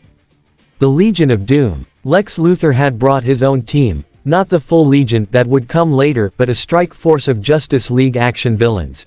The Joker cackling, his joy buzzer sparking, Cheetah pacing, her claws extended, Solomon Grundy massive, silent, hungry, and Gorilla Grodd, his mind already probing the defenses. Salem's inner circle. And at the center of it all, Salem herself, floating above the army, her white cloak billowing, her red eyes scanning the horizon. Salem, to herself, quietly, Ozpin, you think you've seen war. You've seen squabbles. This is the end of everything you built. She raised her hand. The army roared. Location: Remnant, every kingdom, every screen. Time: the next morning. Lisa Lavender's face appeared on every channel simultaneously, not because she was that popular, but because Lex Luthor had hacked every broadcast network on Remnant. Lisa Lavender, her eyes wide, clearly reading from a script that wasn't hers. We are receiving disturbing reports from Vortex Flare City. Allegations of unethical experimentation, forced labor, and the use of mind control technology on innocent citizens. Behind her, manipulated footage played, images of robots forcing humans to work, of children being tested in laboratories, of John Toon's face superimposed over a figure laughing maniacally. Lex Luthor, from his hidden broadcast center, smirking, the first casualty of war is the truth. By the time the boy proves these allegations false, his city's reputation will be in ruins. Location: Vortex Flare City, the sketchy tower, war room. Time: same morning. John stared at the screens, his fists clenched. John Toon, they're lying. Those are our citizens in those videos, and they're volunteers. The forced labor is a construction project that people ask to work on. Optimus Prime, Cyberverse. The truth does not matter to those who spread lies. Only the perception of truth. Superman, Legion of Superheroes. We need to counter this. A press conference. Live footage of the city. Testimonials from citizens. Mr. Gar, already on it. KO's handling the youth outreach. The loud kids are doing a day in the life stream. SpongeBob's cooking demonstrations are going viral in spite of the negative press. Batman, the Brave and the Bold, appearing from the shadows, because of course he did. Luthor's behind this. I recognize his signature in the hack. He's working with Salem. John Toon, how do you know? Batman, because I traced the hack back to a server in the Dark Lands. And because Luthor's ego won't let him hide his work completely. John turned to face his counsel. John Toon, then we don't just fight the media war. We fight the real war. We take the fight to them. Here Nico's now in full Vortex Flare training gear, standing at attention. You mean, attack the Dark Lands. John Toon, I mean we show Salem and her Nemesis League that Vortex Flare isn't a target. It's a trap. He pulled out his sketchy savior mask. John Toon, Council, prepare for war. Pyrrha, you're with me. We're going to pay Lex Luthor a little visit. Here Nico's smiling, her hand on her weapon. Finally. Location. Remnant, unspecified location, Lex Luthor's hidden broadcast center. Time. That night. The broadcast center was hidden in the mountains of Anima, a sleek, silver facility buried beneath a glacier, accessible only by a hidden elevator that required retinal scans, voice recognition, and a 15-digit passcode. John Toon had drawn a door on the glacier's surface, opened it, and walked right in. Here Nico's whispering, following behind him. That's cheating. John Toon, grinning behind his mask. It's not cheating if the laws of physics don't apply. They moved through the facility, John using his cartoon abilities to flatten himself against walls, stretch around corners, and peek through keyholes that hadn't existed until he drew them. Pyrrha, how do you know where Luthor is? John Toon, Batman bugged his servers. We're heading to the central control room. They found it, a massive chamber filled with screens, each one showing a different news network, each one playing Luthor's manipulated footage. And in the center of the room, standing before a holographic display of Vortex Flare's defenses, was Lex Luthor. Lex Luthor, not turning around. I knew you'd come. The dramatic gesture. The personal confrontation. Heroes are so predictable. John Toon, stepping out of the shadows. Then you know why I'm here. Lex Luthor, turning, a smirk on his face. To stop me. 2. Save your city's reputation. 2. John Toon, to offer you a deal. Luthor's smirk faltered. Lex Luthor, what? John Toon, your media campaign is effective. I'll give you that. But it's also boring. You're playing the same game you always play, turning public opinion, manipulating the masses, hiding behind proxies. He stepped closer. I'm offering you something better. Lex Luthor, and what would that be? John Toon, a chance to prove you're smarter than me. One-on-one, no armies, no tricks, just you and me, in a battle of wits. Pyrrha, hissing. John, what are you doing? John Toon, ignoring her, focused on Luthor. If you win, I disband Vortex Flare. I leave Remnant. You never see me again. If I win, you leave Salem's alliance. You work for us. Lex Luthor, laughing. You want me to be your prisoner. John Toon, I want you to be your best self. The Lex Luthor I read about in the comics, the one who could have saved the world if he'd stopped trying to rule it. I'm giving you a chance to be that man. Luthor's laughter died. He studied John, really studied him, for a long, silent moment. Lex Luthor, you're serious. John Toon, I'm always serious. The jokes are just a distraction. Luthor's smirk returned, but it was different now. Almost respectful. Lex Luthor, very well, boy. You have a deal. But when I win, and I will win, don't think I'll go easy on your little city. John Toon, extending his hand, wouldn't dream of it. They shook hands. Pyrrha stared. Pyrrha Nikos, did you just recruit Lex Luthor? John Toon, grinning, not yet. I just convinced him to give me a chance to prove myself. That's the first step. Pyrrha Nikos, you're insane. John Toon, that's the second step. Location: the Dark Lands, Salem's castle. Time: the same night. When Lex Luthor returned to Salem's castle, he brought news. Lex Luthor, the boy is arrogant. He challenged me to a contest of wits. He thinks he can turn me. Darkseid, and you accepted. Lex Luthor: I accepted because it gives us time. While I'm competing with the boy, our armies can continue to assemble. And when I inevitably win, his city will disband without a fight. Salem, studying Luthor carefully: you're lying. The room went cold. Lex Luthor, his composure cracking slightly: I beg your pardon. Salem: you're not planning to win. You're planning to lose. Deliberately. So you can join the boy's side. Luthor's face went pale. Salem: I have lived for millennia, Lex Luthor. I have seen every form of betrayal imaginable. You think you can hide your intentions from me? She raised her hand. Salem: Tyrion, deal with him. Tyrion lunged. But Luthor was faster. A capsule exploded at his feet, filling the chamber with smoke. When it cleared, Luthor was gone. Darkseid calmly: the boy has gained an ally. Megatron: G1, then we attack now. Before he can use Luthor's intelligence against us. Salem, her eyes burning with fury: no. We wait. We plan. And the next time we face the boy, we will not underestimate him. Location: Vortex Flare City, the sketchy tower. Time: dawn. Lex Luthor stood in John Toon's office, his arms crossed, his expression uncomfortable. Lex Luthor: I can't believe I'm doing this. John Toon: believe it. You made the right choice. Lex Luthor: I made the pragmatic choice. Salem would have killed me. You offered me a chance to survive. John Toon: however you want to justify it. The point is, you're here.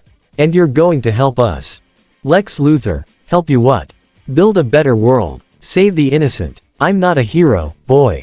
John Toon: no. But you're not a monster either. You're a man who's spent his whole life trying to prove he's the smartest person in the room. I'm giving you a chance to prove that by building something, not destroying it. Luthor was silent for a long moment. Lex Luthor quietly: Superman said something similar to me once. Before we became enemies. John Toon: maybe he was right. Maybe you were just too stubborn to listen. Lex Luthor: perhaps. John extended his hand again. John Toon: welcome to Vortex Flare, Lex Luthor. Try not to betray us. Lex Luthor taking the hand, a genuine smile finally breaking through: I make no promises. Location: Vortex Flare City, the rooftop. Time: sunset. John stood on the rooftop, looking out over his city. Pyrrha joined him. Pyrrha: Nikos, you recruited Lex Luthor. The most dangerous non-powered human in the multiverse. John Toon: the second most dangerous. I'm still here. Pyrrha: Nikos laughing despite herself: your ego is impressive. John Toon: it's not ego. It's confidence. There's a difference. They stood in comfortable silence. Pyrrha: Nikos, do you think we can win? Against Salem? Against Darkseid? Against all of them? John Toon: I don't know. But I know we have to try. Because if we don't, no one else will. He turned to face her. John Toon: that's what it means to be a hero, Pyrrha. Not winning. Trying. Even when trying is hard. Even when trying might get you killed. Pyrrha: Nikos, you're not afraid of death. John Toon, smiling, but his eyes were ancient: I've already died once. It wasn't so bad. The falling part, anyway. The landing, that was rough. Pyrrha stared at him. Pyrrha: Nikos, you really jumped off that cliff. John Toon: I really did. And I would have died, if Mrs. Jumbo and Ma Tembo hadn't pulled me through. That's why I fight, Pyrrha. Because every person in that city is someone who might have jumped. And I want to be there to catch them. Location: the Dark Lands, Salem's throne room. Time: midnight. Salem sat alone in her throne room, the map of Remnant glowing at her feet. The Nemesis League had retreated to their corners, planning, scheming, waiting. But Salem was not waiting. She was patient. Salem, to herself: the boy thinks he has won a victory. He has recruited a single traitor. He does not understand the scale of what is coming. She raised her hand, and a Grim was born from the pool at her feet, a creature unlike any that had come before. Larger, smarter, meaner.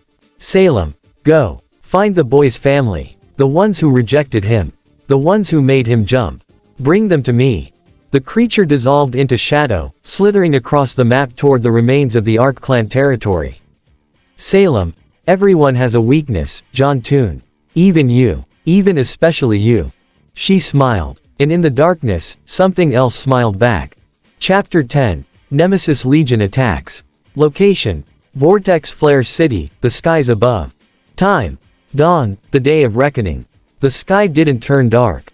It shattered. Boom tubes, ground bridges, warp portals, and dimensional rifts tore open across the horizon, a canvas of reality being ripped apart by an army that had waited too long and hungered too deeply. Lisa Lavender, via emergency broadcast, her voice trembling, we are receiving reports of multiple invasion forces converging on Vortex Flare City. I repeat, an unknown coalition of hostile forces is attacking the city. Casualties are heavy. She wasn't wrong. Location: Vortex Flare City, civilian sector. Time: D+015, 15 minutes after first contact. The alarms had sounded at 5:47 a.m. By 5:50, every civilian in Vortex Flare was moving, not in panic, but in purpose. The city had been designed for this. Every citizen had drilled for this. And when the sky tore open, they didn't scream. They acted. Mrs. Jumbo, herding a group of young children toward the shelter in trance, her trunk guiding them gently, keep moving, little ones. There's nothing to fear. The heroes are here. Ma Tembo, standing at the shelter door, her massive frame blocking the entrance, her eyes scanning the sky, every civilian inside. Now. The shelters weren't bunkers. They were cities within the city, underground complexes built by the combined efforts of Minecraft Steve, who had dug the tunnels, Dexter, who had designed the life support, and Wally, who had stocked the supplies. Each shelter could hold 50,000 people comfortably, with enough food, water, and medical supplies to last 6 months. But beneath the main shelter, buried deeper than any scanner could detect, was Fortress Maximus. The Autobot city ship had been hidden beneath Vortex Flare since the city's construction, its massive frame dormant, its systems waiting. Now, as the alarms blared, Fortress Maximus woke up. Fortress Maximus, his voice echoing through the underground, deep in ancient Autobots, transform and rise. The ground shook. Buildings shifted. And from beneath the city, the largest Autobot ever built emerged, his shoulders scraping the clouds, his cannons glowing with charged energy, his eyes burning with the fire of a million-year war. Fortress Maximus, to the Nemesis Legion, you are not welcome here. Location: Vortex Flare City, the battle lines. Time: D+030. The defenders of Vortex Flare didn't cower. They counterattacked. The Autobot division. From 3 timelines, the Autobots came. Optimus Prime, G1, led the charge from the ground, his ion cannon blazing, his blade cutting through Decepticon soldiers like wheat before a scythe. Optimus Prime, Armada, commanded the skies, his jet mode leaving trails of fire, his star saber carving through Megatron seekers. Optimus Prime, Cyberverse, stood beside John Toon himself, his voice calm even as the world burned around him. Optimus Prime, Cyberverse, John. The civilians are secure. It is time. John Toon, pulling on his sketchy savior mask, his eyes glowing behind the visor, yeah. It's time.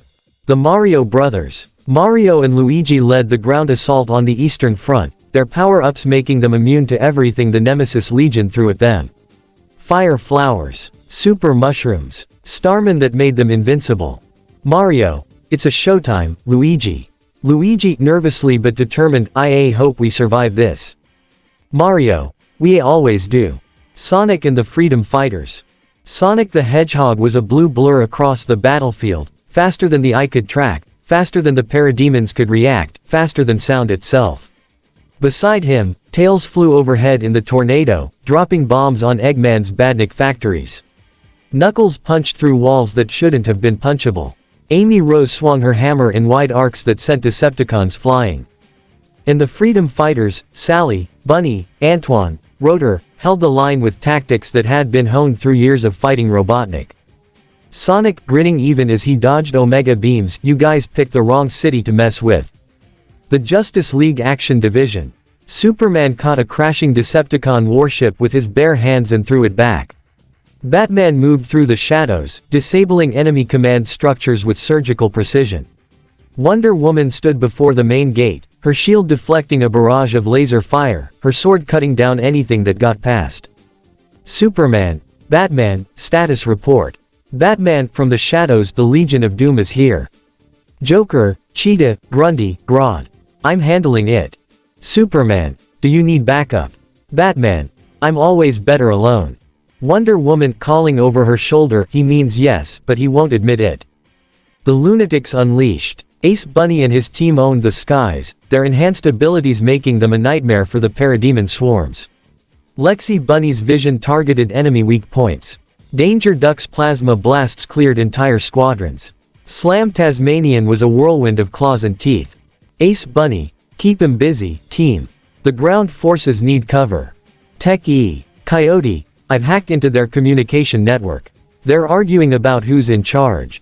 Typical villain behavior. XJ9, Jenny Wakeman and the XJ sisters. Jenny was everywhere, her rocket boots leaving rainbow contrails, her arm cannons firing non-stop, her body stretching and reshaping to dodge attacks that would have destroyed lesser robots. XJ9, there's too many of them. We need XJ6, reinforcements. Already here, sister. The XJ sisters, XJ1 through XJ8, formed a defensive perimeter around the main shelter, their combined firepower creating a kill zone that nothing could penetrate. KO and friends. KO, Enid, and Rad fought like demons, their POINT. Academy training making them deadly even against enemies 10 times their size. KO's power points let him trade blows with Decepticon heavy hitters. Enid's witch magic disrupted enemy formations. Rad's psychic powers lifted entire squads of parademons and threw them into the sea. KO punching a Decepticon so hard it transformed against its will. Mr. Gar is going to give us so much extra credit for this. Enid, if we survive, I'm taking a nap for a week. Rad, if we survive, I'm moving to another planet. The Eds in Dexter's mechanical robot. The Eds, Ed, Double D and Eddie, were piloting a massive mechanical robot that Dexter had built, just in case. It was cobbled together from spare parts, held together by duct tape and prayers, and it was somehow working. Eddie, at the controls, cackling, "This is the greatest day of my life." Double D, terrified, checking readouts, the structural integrity is at 47%. We're going to die. Ed, eating a handful of bolts, I like this robot. It tastes like chicken. The kids next door. Number 1 led the KND ground forces, kids armed with advanced weaponry that would make Atlas jealous. 2x4 technology, but upgraded. Soda-powered jetpacks. Rainbow monkey grenades. TURNIP launchers that could disable enemy electronics. Number 1. Sector V, form up. We're breaching the eastern flank. Number 2. I've got a visual on the enemy command structure. It's huge. Number 3, hugging her rainbow monkey, I'm scared. Number 4, cracking his knuckles, scared is good. Scared keeps you alive. Number 5, let's show these chumps what CAN stands for. Pac-Man, Cuphead, and Mugman. Pac-Man ate through enemy forces, literally, his massive jaws consuming badniks, parademons, and even a few smaller Decepticons. Cuphead and Mugman fought with finger guns and acrobatic flair, their contract-induced powers making them surprisingly effective. Cuphead dodging laser fire, Mugman, I think we're a little out of our depth. Mugman firing back, we've fought the devil, Cuphead. This is nothing. Ms. Chalice ghosting through a wall, kicking a parademon in the face, stop complaining and start shooting. The Herobrine problem. Location. Vortex Flare City, the Western Front. Time. D+115. Herobrine and his void creatures were different. They didn't fight like the others. They didn't charge or shoot or fly. They appeared, from the shadows, from the gaps between dimensions, from the corners of your eye where you couldn't quite focus. Herobrine, his empty white eyes glowing in the darkness, the boy thinks his city is safe. He has built walls of light. But light cast shadows. The void creatures attacked, not with weapons, but with fear. They showed the defenders their worst memories. Their deepest regrets. Their greatest failures. Many fell. But not all. Steven Universe standing before the void creatures, his shield raised, his voice calm, I've seen your kind before. You're not evil. You're hurt. And hurt can be healed. Herobrine. You cannot heal nothing, child. We are the void. We are the end of all things. Steven Universe, then I'll be the beginning. He raised his shield, and light exploded from it, pushing back the shadows, burning away the void creatures, forcing Herobrine to retreat. Herobrine hissing, this is not over. Steven Universe smiling, it never is. Location: Vortex Flare City, the northern skies. Time: D+145. The Atlesian fleet arrived with guns blazing. General Ironwood had finally made a decision, not to help Vortex Flare, but to neutralize the threat to Remnant's sovereignty.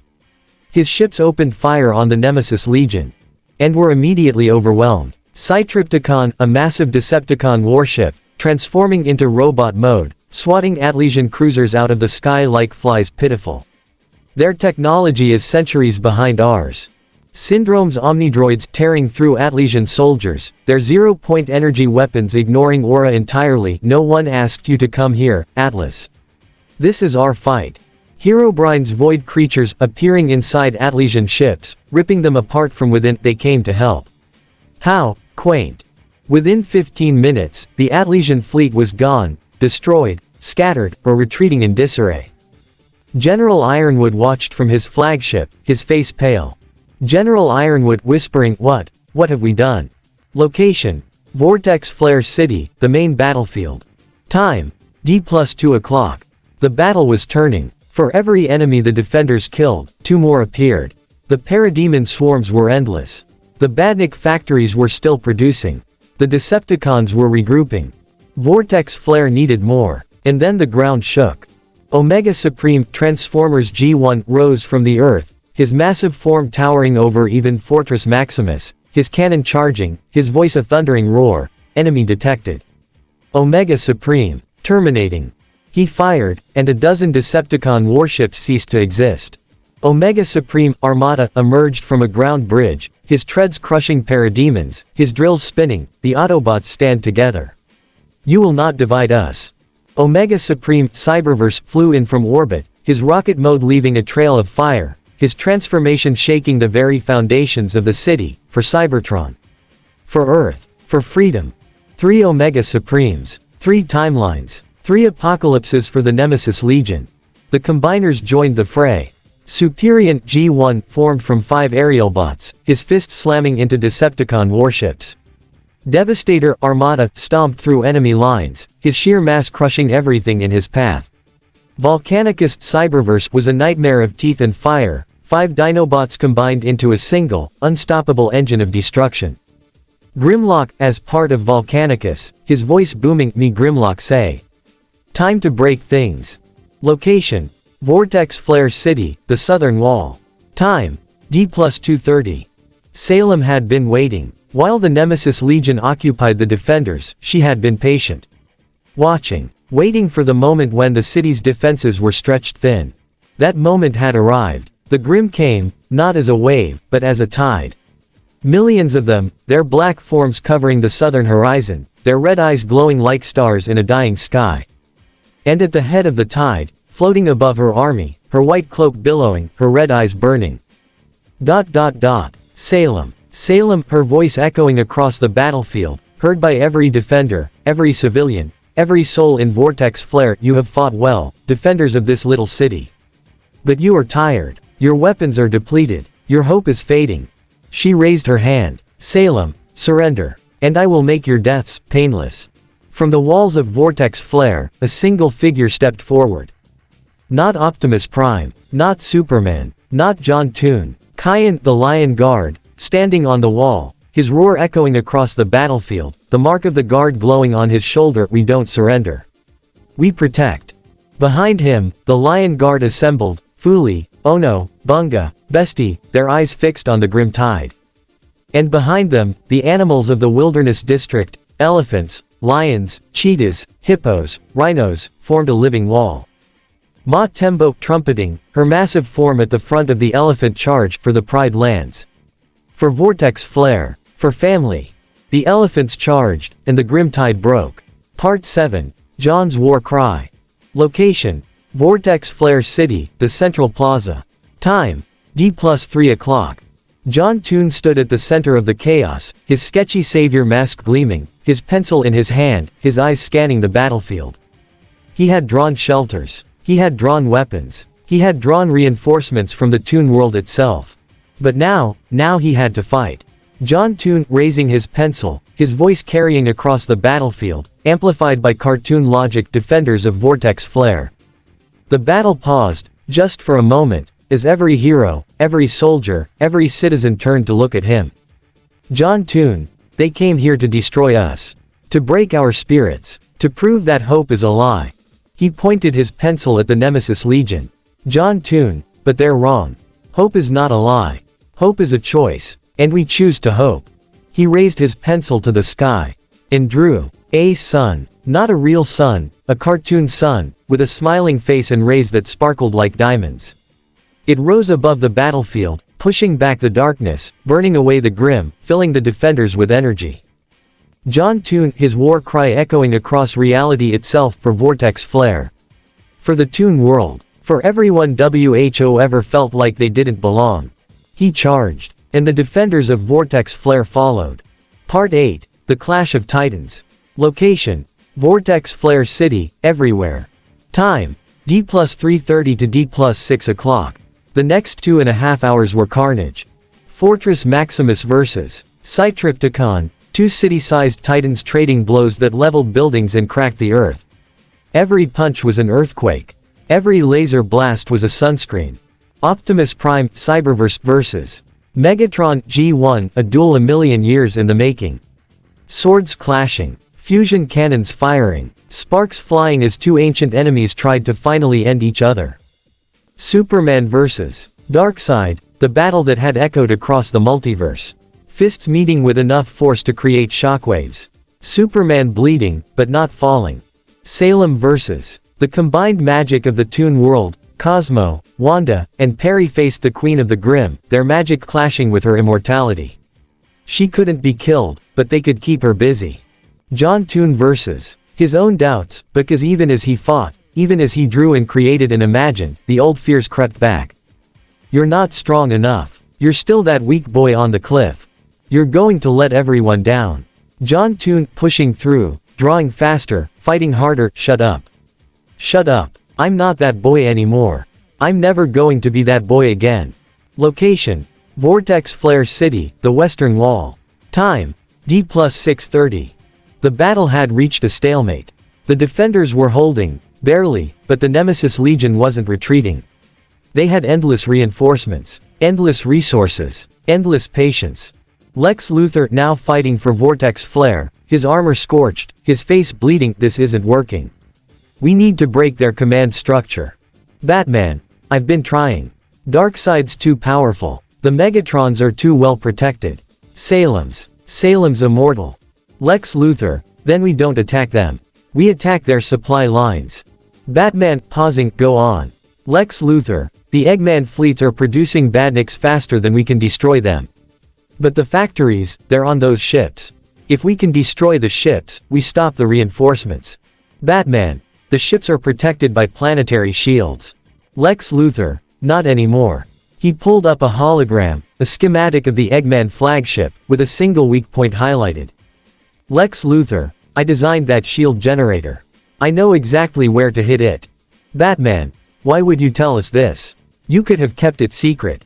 Lex Luthor, smirking, but there was something almost honest in his eyes. Because I'm tired of losing. And because, that boy made me believe I could be something more. Location. Vortex Flare City, the skies above. Time. D+7 o'clock. John drew one last thing. A ladder. A ladder that stretched from the ground to the Eggman flagship, its rungs glowing with golden light. John Toon, climbing, his body screaming, his mind focused. One shot. I have one shot. He reached the top of the ladder and stepped onto the flagship's hull. Around him, the battle raged, but he didn't look. He couldn't look. If he looked, he would see his friends dying. His family bleeding. His city burning.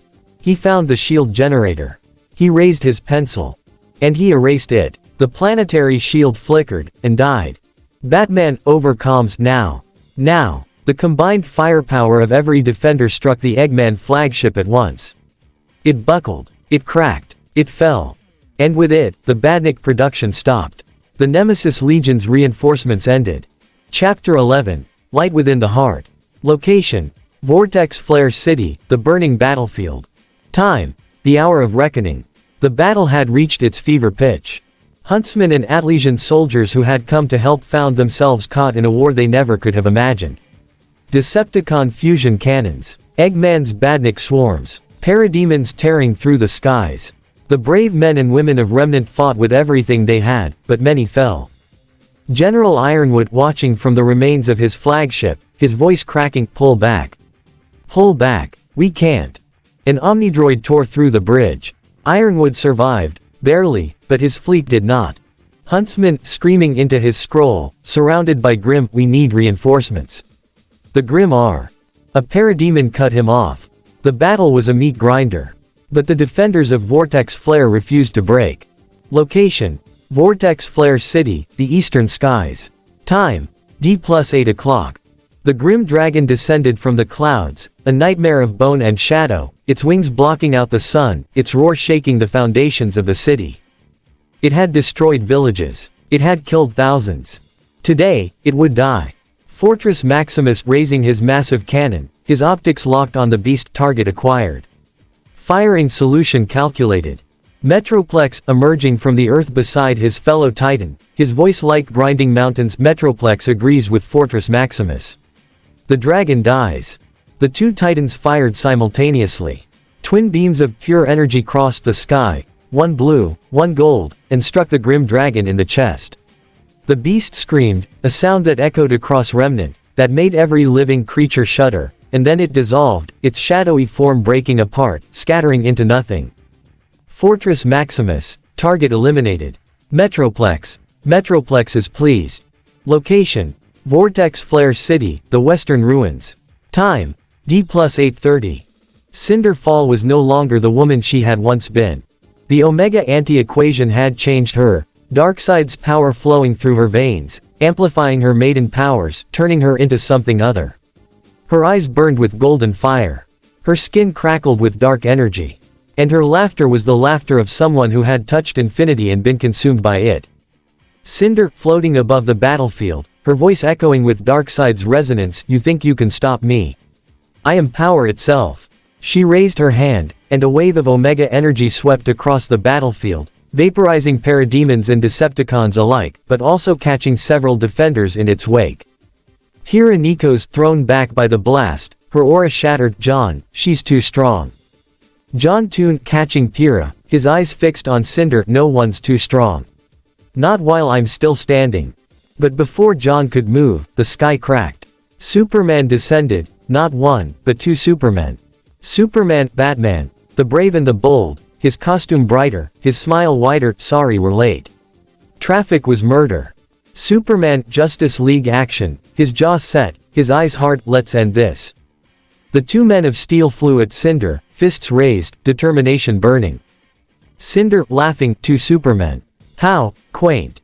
She unleashed everything, Omega beams, maiden fire, dark magic stolen from Salem herself. The Supermen took the hit, and kept coming. Superman, brave and the bold, grabbing Cinder's wrists, holding her in place. "Anti-equation or not, you're still just a bully. And bullies always lose."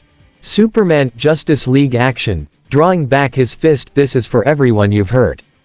He punched her, once, twice, 3 times, each blow shattering the dark energy around her, breaking Darkseid's hold on her mind. Cinder screamed, and then she fell, her body crashing into the ruins below, unconscious but alive. Location: Vortex Flare City, the central battlefield. Time: D+9 o'clock. Megatron, Armada, was tearing through the Autobot lines, his fusion cannon blazing, his blade cutting down anyone who got close. He had already destroyed 3 Omega Supremes. He had already killed dozens of Autobots. And then Optimus Prime, Armada, stepped in front of him. Megatron, Armada, smirking. "Optimus. How many times must we do this? You cannot defeat me." Optimus Prime, Armada, calm. "Perhaps not. But I don't need to defeat you. I only need to delay you." Megatron, Armada, "Delay me from what?" Optimus Prime, Armada, "This." Jetfire, Armada, flew overhead, and transformed, landing beside Optimus, his system syncing, his power linking with the Autobot leader. Optimus Prime, Armada, power linking with Jetfire. Combine with me. Jetfire, Armada, ready, Optimus. The two Autobots merged, their forms combining into something greater, something unstoppable. Optimus Prime, Armada, grew taller, stronger, faster, his cannons glowing with combined energy. Optimus Prime, Armada, power-linked Megatron. It's over. He fired, and Megatron, Armada, was hurled backward, crashing through 3 buildings, finally coming to rest in a crater of his own making. Megatron, Armada, struggling to rise. This isn't over. Optimus Prime, Armada, power-linked, it is for you. Location: Vortex Flare City, the Southern Front. Time: D+9:15. Ed from Ed and Eddie was not a fighter. He was a force of nature. Eddie, watching from Dexter's robot, his jaw dropped. What is he doing? Double D, checking readouts, equally stunned. I believe, he's using trees as weapons. Ed had grabbed 2 trees, whole trees, roots and all, and was swinging them like clubs. Each swing sent Decepticons flying. Each sweep cleared dozens of Grim. Each step crushed Omnidroids beneath his massive feet. Ed, laughing, his eyes wild. Ed smash. Ed smash everything. A Decepticon seeker dive bombed him. Ed swatted it out of the air like a fly. A squad of parademons tried to swarm him. Ed clapped, and the shockwave sent them scattering. Even Darkseid, watching from afar, paused. Darkseid, what is that creature? Lex Luthor overcomes, smirking. That's Ed. He's got a rock collection. You don't want to see his rock collection. Location: Vortex Flare City, everywhere. Time: D+9:30. John Toon had been fighting for hours. His body ached. His mind was exhausted. His pencil, his favorite pencil, had broken twice, and he'd had to draw a new one using his own finger. But he couldn't stop. He wouldn't stop. John Toon, drawing furiously, his hand moving faster than thought. Come on, come on. From his fingertips, stick figures emerged. Not normal stick figures, animated stick figures, imbued with cartoon logic, with his own imagination, with the pure heart of someone who refused to give up. They fought. They flew. They won. Stick figure commander, saluting John, its featureless face somehow conveying determination. Sir. The eastern flank is secure. John Toon, good. Now take the western front. And. He paused. Dozens of clones of himself, drawn in ink, each one slightly different, each one possessing a fraction of his power, stood at attention. Ink clone number 1, we're ready, boss. Ink clone number 2, what's the plan? Ink clone number 3, can we get pizza after this? John Toon, smiling despite everything. The plan is simple. Protect the city, save the innocent, and win. The ink clones charged into battle, and the tide began to turn. Location: Vortex Flare City, the center of the storm. Time: D+10 o'clock. The battle raged around them, but John and Salem stood in a bubble of silence, 2 figures at the heart of chaos, staring at each other across a field of rubble and shadow. Salem, her red eyes glowing, her white cloak billowing. You are impressive, boy. I have faced gods. I have faced armies. I have faced the very concept of hope. But you are different. John Toon, his mask cracked, his pencil raised, his voice steady. I'm not different. I'm just someone who refused to stay dead. Salem, you cannot kill me. I am immortal, cursed by the gods themselves to walk this world until the end of time. John Toon, I'm not going to kill you. He stepped forward. John Toon, I'm going to save you. Salem's eyes widened, just slightly, before she attacked. She unleashed everything. Shadows. Flames. The very essence of Grimm itself. A maelstrom of darkness that would have consumed any normal fighter, any ordinary hero. John raised his pencil, and erased it. Salem, shocked. What? John Toon, drawing faster, rewriting reality itself. Your powers come from the god of darkness. But darkness is just absence. And absence. Absence can be filled. He drew light. He drew hope. He drew happiness. Every curse Salem had endured, every millennia of suffering, every moment of pain, John rewrote it.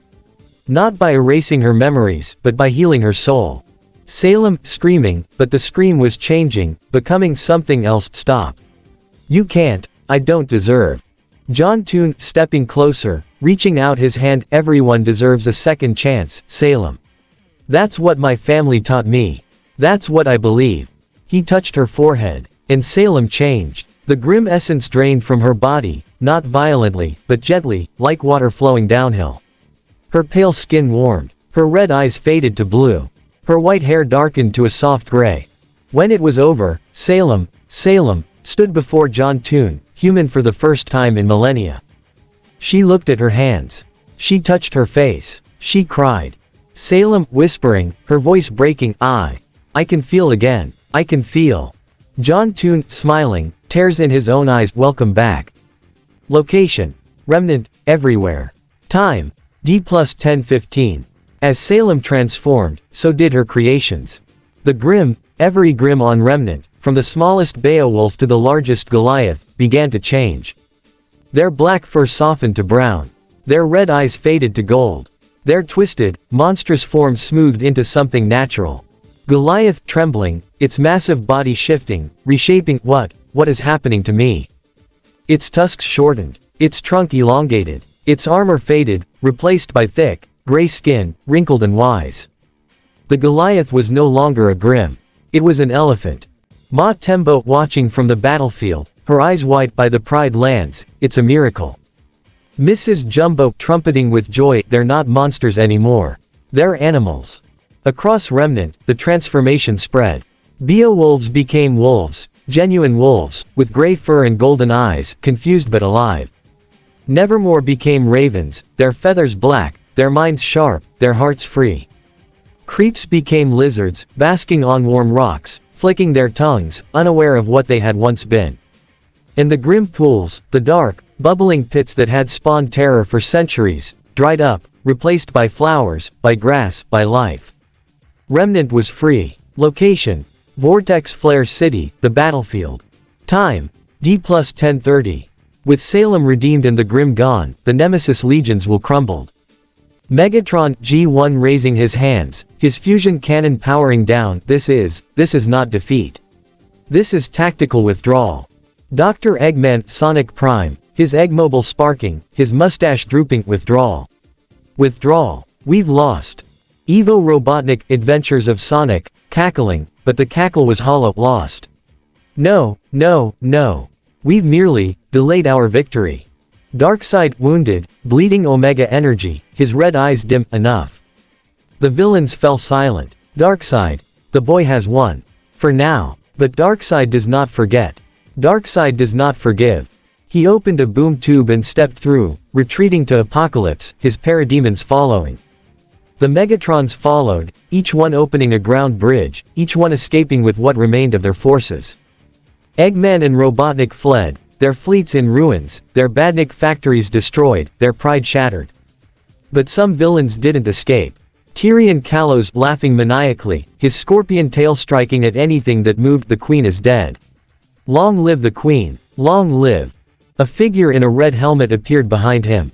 Red Hood Jason Todd, his voice cold, his pistols raised. Sorry. Can't let you hurt anyone else. 2 shots. Tyrion fell, his madness finally ended. Location: Remnant, various. Time: the days following the battle. The war was over. The casualties were heavy. Beacon Academy, Haven Academy, and Atlas Academy had all lost good huntsmen. Men and women who had given their lives to protect a world that hadn't even known it was at risk. Atlas itself was in shambles, its military gutted, its funding depleted, its leadership in chaos. General Ironwood survived, but his reputation did not. The world had seen his fleet fail. The world had seen Vortex Flare succeed. Lisa Lavender, on the news, her voice subdued. The kingdoms are in mourning tonight. Thousands lost. Thousands more displaced. But for the first time in recorded history, the Grimm are gone. The footage showed animals, normal animals, roaming where Grimm had once been. Lisa Lavender, the sketchy savior, has not been seen since the battle. Sources indicate he is resting, recovering, but his city stands. His heroes remain, and Remnant is finally, truly, at peace. Epilogue: Ozpin and Salem. Location: Remnant, a deep underwater detention facility. Time: 1 week after the battle. The facility was hidden, Miles beneath the ocean, accessible only by submarine, guarded by technology that Dexter and Jimmy Neutron had designed together. Salem sat in her cell, not a prison cell, but a room. Comfortable, quiet, safe. The door opened. Ozpin, stepping inside, his cane clicking against the floor, his eyes tired but hopeful. "Hello, Salem." Salem, looking up, her blue eyes, blue, meeting his. "Ozma. You came." Ozpin. "I should have come centuries ago. I should have tried to save you, instead of just fighting you." Salem, quietly. "I didn't want to be saved. I wanted to burn the world down." Ozpin. "I know, Salem. And now, Ozpin. Now, I want to help you rebuild. Not the world, yourself." He sat down across from her. Ozpin. "The boy, John Toon, he taught me something. He taught me that everyone deserves a second chance. Even the people we've given up on." Salem, tears streaming down her face. "I've done terrible things, Ozma. Things that can never be undone." Ozpin. "I know. But you can choose to do better. Starting now." Salem was silent for a long moment. Then she reached out and took his hand. Salem. "I'm scared." Ozpin. "So am I. But we'll figure it out together." Location. Vortex Flare City, the Elephant Sanctuary. Time. Sunset. John Toon lay in a hammock between two palm trees, the same palm trees that had been there since he was 5 years old. His body was sore. His mind was exhausted. His pencil was gone, the last one, the one he'd drawn with his finger, had faded away when the battle ended. But he was alive. Mrs. Jumbo, standing over him, her trunk gently stroking his hair. "You did well, little one." John Toon, smiling, his eyes closed. "We did well. All of us." Ma Tembo, beside Mrs. Jumbo, her massive form blocking the setting sun. "The world is free. The grim are gone. Salem is healing." John Toon. "I know. I felt it. When I touched her, I felt everything. All that pain, all that loneliness, all that rage." Mrs. Jumbo. "And you still chose to save her." John Toon. "That's what heroes do. We save people, even the ones who don't think they deserve it." In the distance, the city was rebuilding.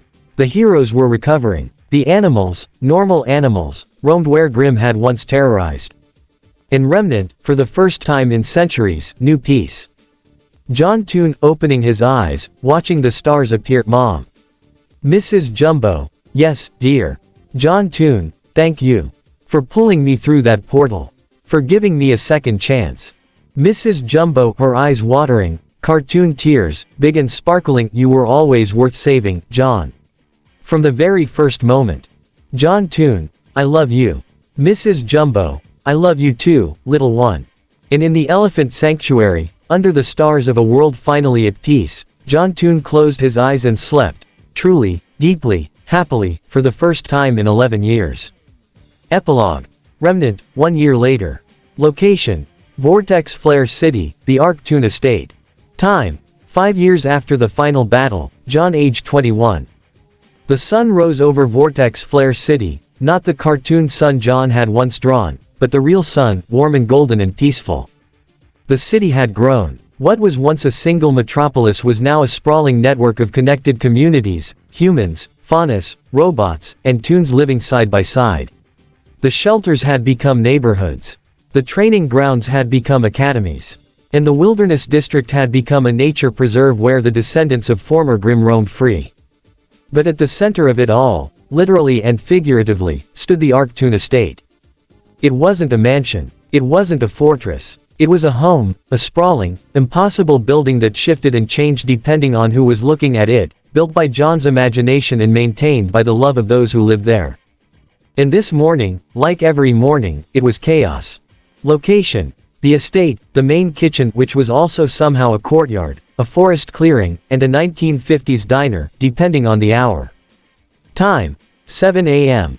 The kitchen was a disaster. Not because of the cooking, though that was part of it. But because 13 children, ages 6 months to 8 years, were all trying to eat breakfast at the same time, and cartoon physics meant that cereal bowls were flying, toast was launching itself out of toasters, and someone had somehow turned the milk into a sentient creature that was now demanding waffles. John Toon, standing at the stove, flipping pancakes with one hand, drawing a new sippy cup with the other, looking like he hadn't slept in a week. Okay. Okay. Who turned the milk into a milk monster? Milk monster, a small, white, vaguely cow-shaped creature with big eyes. Waffles. Waffles. Sasha Elizabeth Waybright, John's second wife, former captain of the cheerleading squad, now a terrifyingly effective mother of 3, grabbing the milk monster by its metaphorical scruff. You get waffles when you stop terrorizing the children. Now behave. The milk monster deflated, turning back into a normal carton of milk. Sasha, grinning at John, you're welcome. John Toon, kissing her forehead, my hero. The children of the Arc Toon household were a handful, but they were loved. Marcy Regina Wu, John's third wife, former strategist, now the family's designated, cool mom, currently teaching their eldest daughter how to play a complex strategy game on the kitchen table while simultaneously feeding their youngest son. Okay, so if you move the knight here, you'll have checkmate in 3 moves. But if you move the bishop here. Arid Toon, age 8, John and Elsa's eldest daughter, already showing signs of both ice magic and cartoon powers, her white blonde hair pulled back in a messy ponytail. Then Dad's king is exposed, and I win faster. Marcy, grinning, that's my girl. Queen Elsa, John's fourth wife, former queen of Arendelle, now the family's, calm in the storm, gliding into the kitchen with a tray of freshly baked bread. The snow golems finished shoveling the driveway. Also, Olaf wants to know if he can join the kids' training session today. John Toon, flipping another pancake, as long as he doesn't melt. Again. Elsa, smiling, I'll remind him. Location. The estate, the main hall, which was also somehow an art gallery, a library, and a ballroom. Time. Later that morning. John Toon's harem was not a source of conflict, it was a family. They had come together through battle, through friendship, through a shared love for the boy who had jumped off a cliff and refused to stay dead. And somehow, impossibly, they had made it work. Sylvia Sundu, John's first wife, his anchor, his first friend in the Toon world who wasn't an elephant or a robot. John. The council meeting is in an hour. You need to shower. You smell like pancakes and existential exhaustion. John Toon, grinning, that's my natural scent. Sylvia, raising an eyebrow, shower.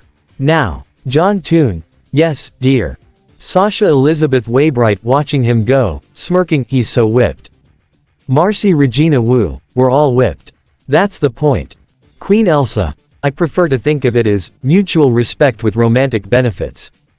Toriko, John's fifth wife, a former huntress from a distant land, now the family's combat instructor, her muscular arms crossed. The children need to train harder.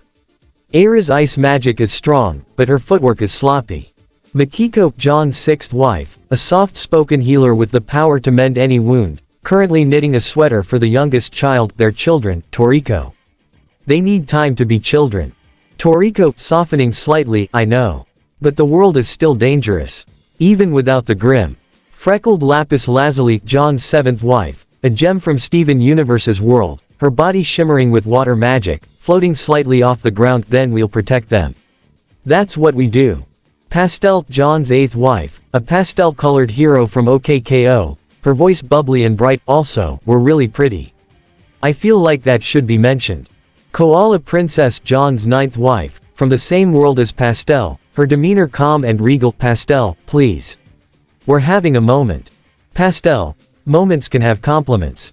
The women laughed, a sound that filled the estate with warmth. Location. The estate, the training grounds. Time. 10 a.m. The next generation of heroes was already making their mark. Arid Toon, age 8, daughter of John and Elsa. Powers. Ice magic, inherited from Elsa. Cartoon physics, inherited from John. Personality. Serious, intelligent, secretly a goofball. Current goal. Master her ice powers so she can build a snow fort that reaches the clouds. John Toon, watching Aira practice, his heart swelling with pride. She's got your focus, Elsa. Elsa, beside him, equally proud, she's got your heart. Sasha Jr. S.J. Toon, age 7, daughter of John and Sasha. Powers. Super strength, combat instincts, the ability to make anyone cry with a single disappointed look, inherited from Sasha. Personality. Fierce, loyal, protective of her siblings. Current goal. Beat her mother in an arm wrestling match. Sasha, coaching S.J., her voice a mix of encouragement and challenge. Keep your core tight. Don't just use your arms, use your everything. SJ grinning, sweat on her brow, I'm gonna beat you someday, mom. Sasha grinning back, you'd better. I won't go easy on you. Marcy Jr. MJ, Toon, age 6, daughter of John and Marcy. Powers: super intelligence, tactical genius, the ability to hyper-focus for 12 hours straight, inherited from Marcy. Personality: curious, enthusiastic, prone to info dumps. Current goal: map the entire Toon world. Marcy helping MJ with her studies, pointing at a complex diagram. See, the dimensional barriers here are thinner because of the quantum resonance from the Cybertronian power core. That's why we can have cartoon physics in this part of the city but not in the wilderness district. MJ taking notes furiously, can we visit the thin spots? I want to see what happens when I draw something there. Marcy, after lunch. MJ, yes. Sylph Toon, age 5, daughter of John and Sylvia.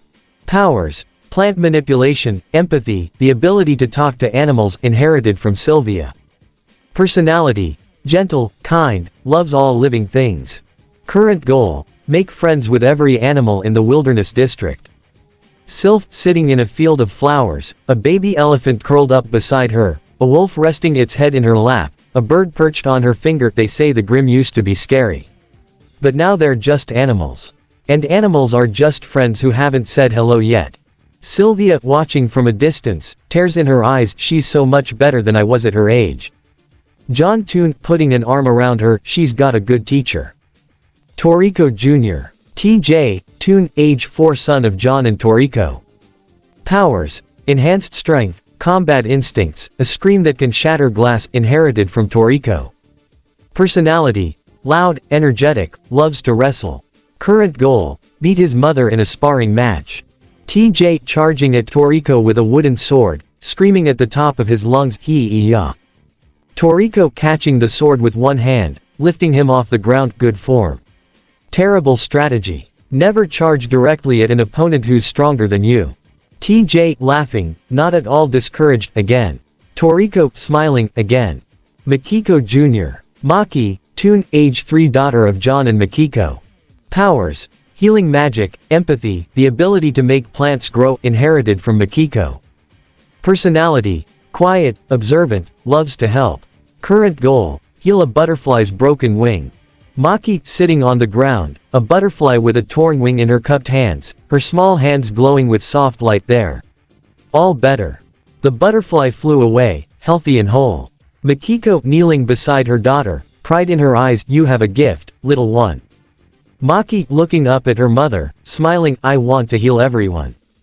Lapis Jr. LJ, Toon, age 2, daughter of John and freckled Lapis Lazuli. Powers: water magic, flight, the ability to shapeshift, inherited from Lapis. Personality: curious, adventurous, loves to splash. Current goal: learn to fly without falling. LJ floating 3 feet off the ground, her water wings extended, her face scrunched in concentration, up, up, up. She rose another foot, then lost focus and splashed into a puddle of her own making. Freckled Lapis Lazuli catching her daughter, laughing, you'll get it. It took me centuries to master flight. You've got time. LJ giggling, splashing her mother, again. Pastel Jr. PJ, Toon, age 1, daughter of John and Pastel. Powers: color magic, inherited from Pastel. Cartoon physics, inherited from John. Personality: happy, bouncy, leaves rainbow trails everywhere. Current goal: walk without falling over.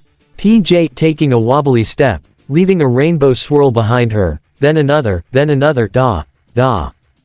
John Toon scooping her up, holding her high, that's right. Da da. PJ giggling, her tiny hands grabbing his nose, da da.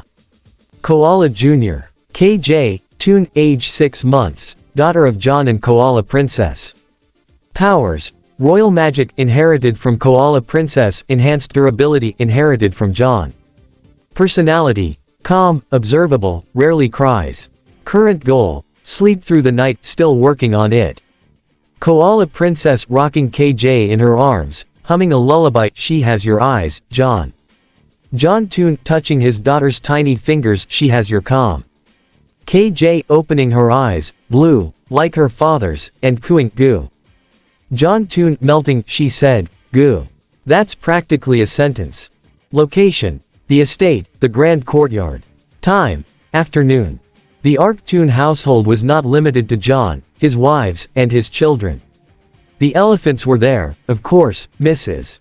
Jumbo and Ma Tembo, now grandmothers to the next generation, their trunks constantly busy with diaper changes, piggyback rides, and the occasional trunk grab rescue when a toddler got too close to the edge of something. Mrs. Jumbo watching the children play, her eyes soft. When I first held John, he was so small. So broken, I didn't know if he would survive. Ma Tembo beside her, equally soft, but he did. And now look at him. A husband, a father, a hero. Mrs. Jumbo, we raised him well. Ma Tembo, we loved him well. That's what mattered. The robots were there too, Optimus Prime, Cyberverse, and Laser Rod G2, now grandfathers in every way that mattered, teaching the children about honor, about courage, about what it meant to be a protector. Optimus Prime, Cyberverse, kneeling so the children could climb on his shoulders. Freedom is the right of all sentient beings. Remember that, little ones.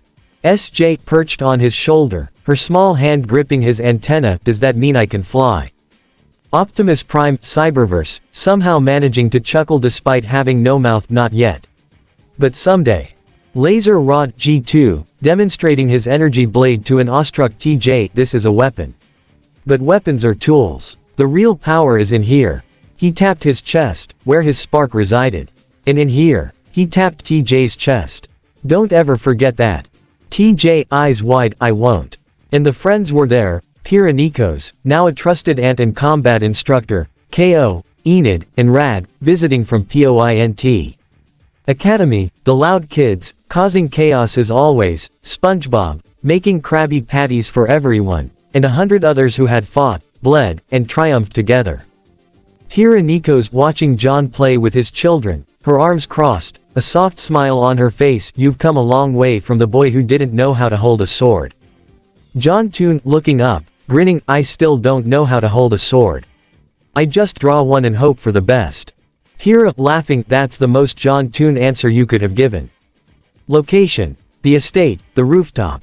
Time, sunset. John Toon stood on the rooftop of his home, looking out over Vortex Flare City. The city was lit up, millions of lights, each one representing a life he had helped save, a family he had helped protect, a future he had helped secure.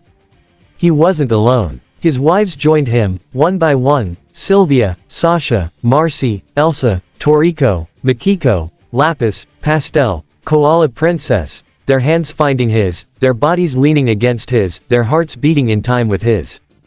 Sylvia Sundu, you're thinking about the cliff again. John Toon, I think about it every day. Not with sadness anymore, with gratitude. If I hadn't jumped, I never would have found you. All of you. Sasha Elizabeth Waybright, we're the ones who should be grateful. You saved us. All of us. In ways you don't even realize. Marcy Regina Wu, you gave us a home. A family. A purpose. Queen Elsa, you taught us that love is stronger than fear. Toriko, you showed us that strength isn't about never falling. It's about getting back up. Makiko, you healed us. Even when we didn't think we needed healing. Freckled Lapis Lazuli, you accepted us. All of us. Even the broken parts. Pastel, you made us laugh. Even when things were darkest. Koala Princess, you made us believe in happy endings. John Toon, tears in his eyes, but smiling, I love you. All of you. More than I can ever say. Sylvia Sundu, kissing his cheek, then don't say it. Show us. Every day. For the rest of our lives. They stood together, watching the sun set over the city they had built. The city of second chances, the city of hope, the city of family. And somewhere, in a dimension beyond dimensions, a boy who had once jumped off a cliff smiled. He had found his happy ending. Not in death, but in life. Location, the estate, the training grounds. Time, the next morning. The children of the Arc Toon household were already training. Not because they had to, but because they wanted to. Aira creating ice slides for her siblings to play on. Higher. I can go higher. SJ racing down the slide, laughing, this is amazing. MJ studying the ice formations, taking notes, the crystalline structure is fascinating. If we adjust the temperature by 2 degrees, we could make it last longer. Sylph riding a wolf, her plant magic making flowers bloom in its fur. Faster, friend. Faster. TJ sparring with a training dummy, his tiny fists a blur. Hi-ya. Hi-ya. Hi-ya. Maki healing a flower that had been accidentally trampled, her small hands glowing. There. All better. LJ floating wobbly through the air, her water wings extended. Look. I'm doing it. I'm doing it. PJ leaving rainbow trails across the grass, chasing a butterfly. Da-da. Da-da. Wook. KJ watching from her blanket, her blue eyes tracking her siblings, her tiny fist waving. Goo. John Toon watched his children play, his wives beside him, his family around him, and felt something he had never felt on that cliff so many years ago. Peace. John Toon to himself, quietly. This is what I was meant for. Not just fighting. Not just saving. This. Them. Sylvia Sundu taking his hand. Yeah. It is. Marcy Regina Wu taking his other hand. Took you long enough to figure it out. Sasha Elizabeth Waybright wrapping an arm around his waist, but you got there. That's what matters. Queen Elsa leaning her head on his shoulder, and we'll be here. Every step of the way. Toriko crossing her arms, but smiling even when you're being stubborn. Makiko gently, especially when you're being stubborn. Freckled Lapis Lazuli floating slightly above the ground, her water wings shimmering. That's what family is for. Pastel bouncing on her heels, also for eating snacks and watching cartoons. Koala Princess regal, but warm. Pastel, please. Pastel. What? Snacks are important. The sun rose over Vortex Flare City, and the Arc Toon family faced it together. Ready for whatever came next. The end. And this is the end of this amazing epic crossover movie. Hope you guys like it. Do not forget to leave a comment down below and subscribe to the channel to see more amazing content.